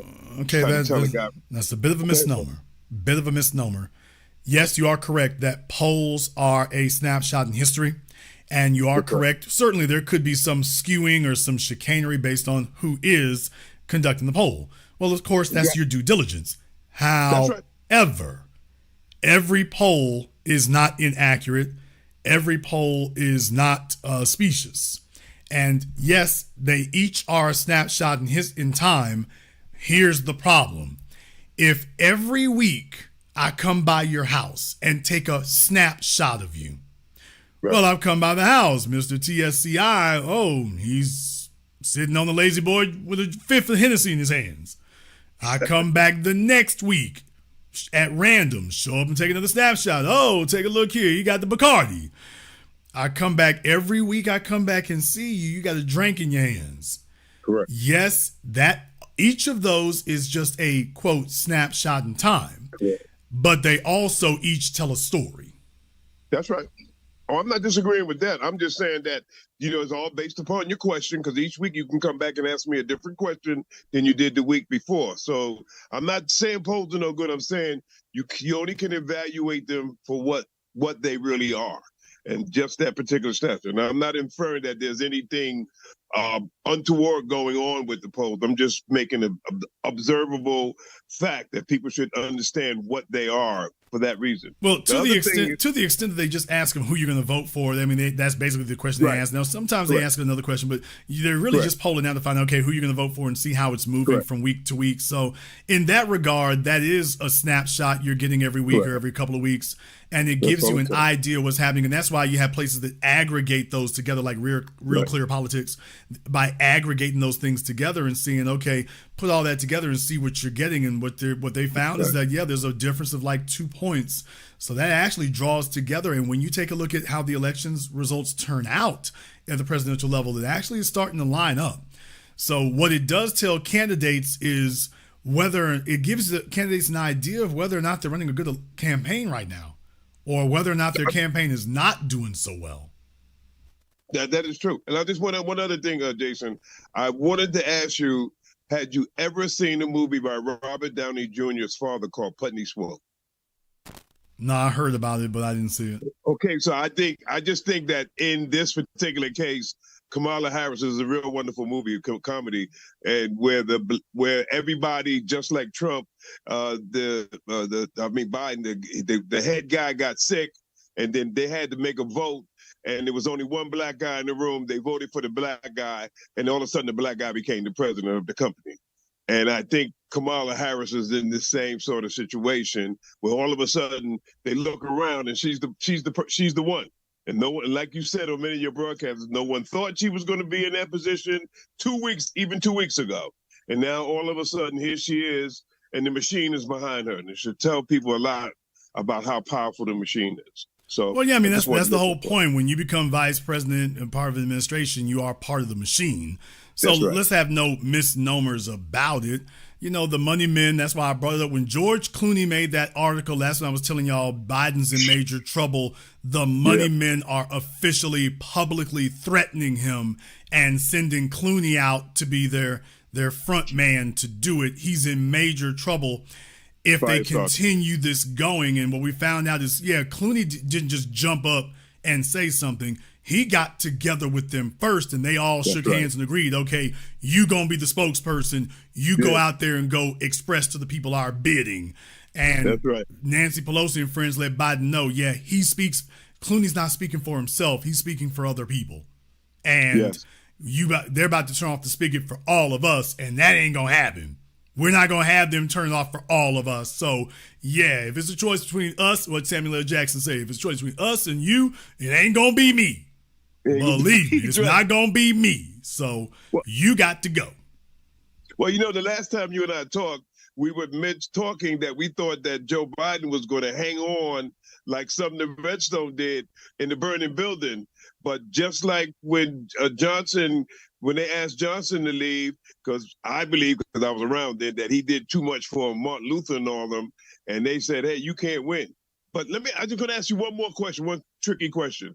Not tricky, but one question, just get your opinion. What would happen if Joe Biden handed over in the last month or two the presidency to Kamala? What do you think? How you think that would affect things? That'd be bad.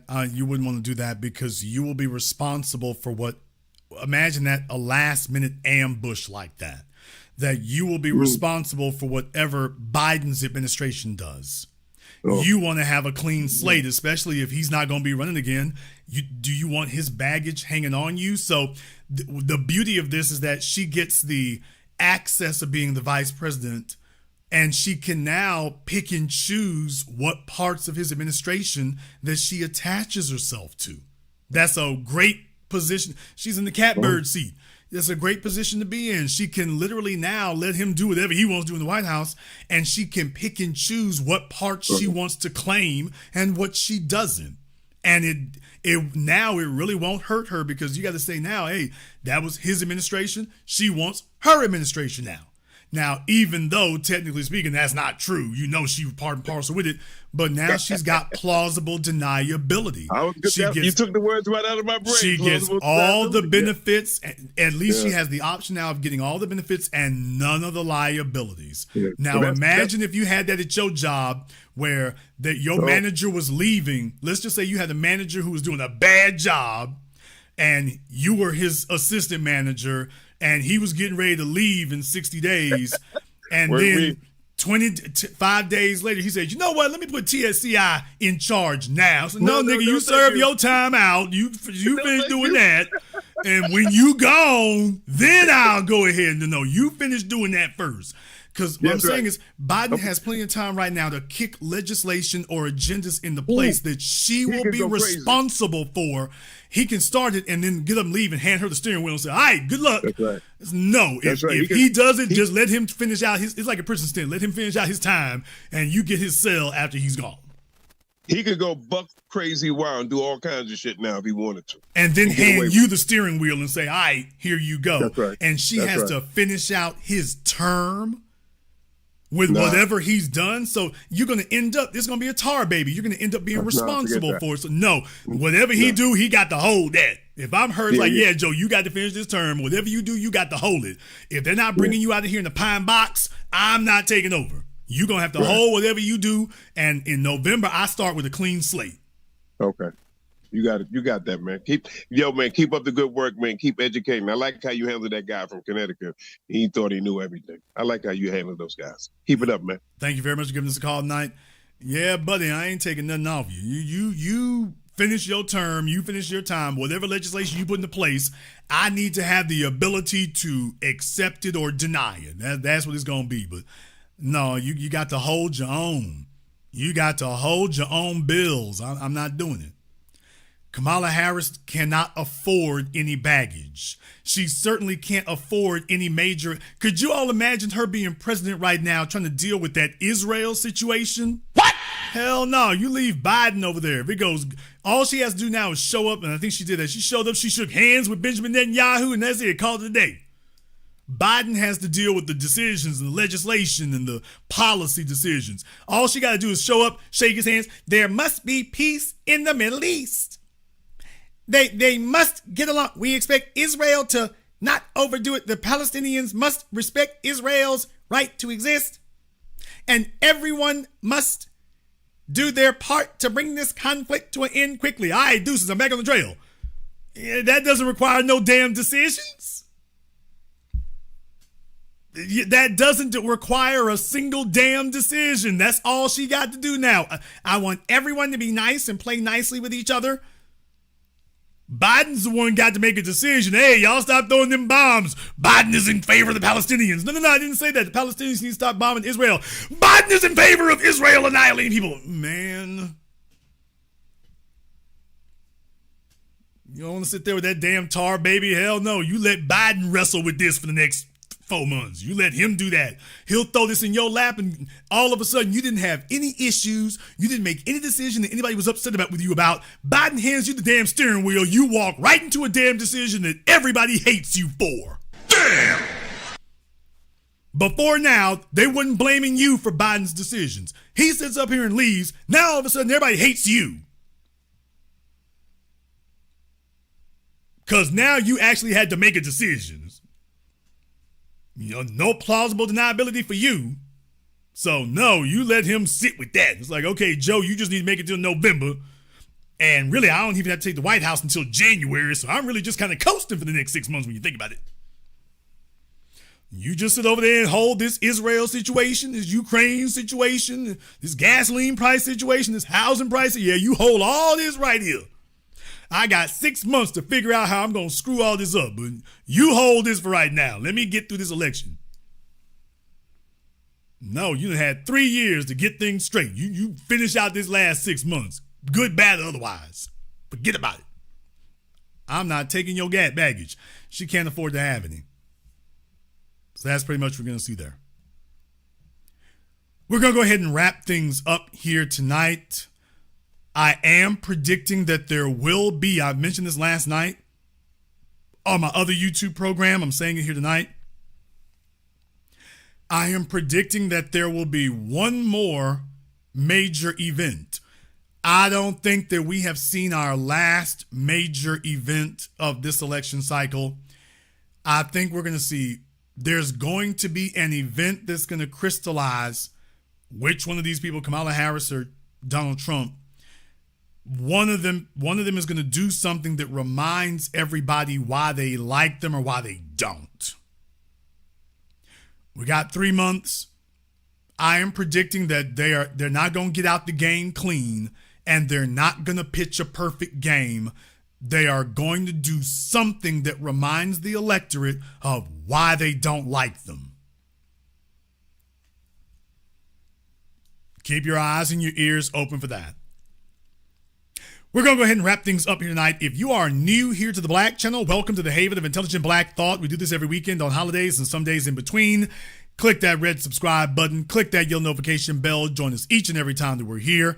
If you haven't been to our website, blackchannelfilms.com, go check out our groundbreaking best-selling documentary work, 7 a.m., Gentrified, Race War, all available on DVD and streaming, blackchannelfilms.com. Our newest documentary film, 8 a.m. I want to say that the crowdfunding for the in-demand portion of it is still going. So for those of you who are wanting to know about doing to it later, I think it's still going now. So get in while you still can and have your name on this historic effort. Can't wait to bring that to you here as well. I want to thank everyone for contributing to support tonight's program on Super Chat, Venmo, PayPal. Thank you all for tuning in live or recorded. Thank you for liking, subscribing, and sharing. And this concludes tonight's broadcast of the Black Channel. I am your host, your brother, your humble servant, the Black Authority. And until next time, my brothers and my sisters from around the world, remember, Black is the future, and the future is uncompromising.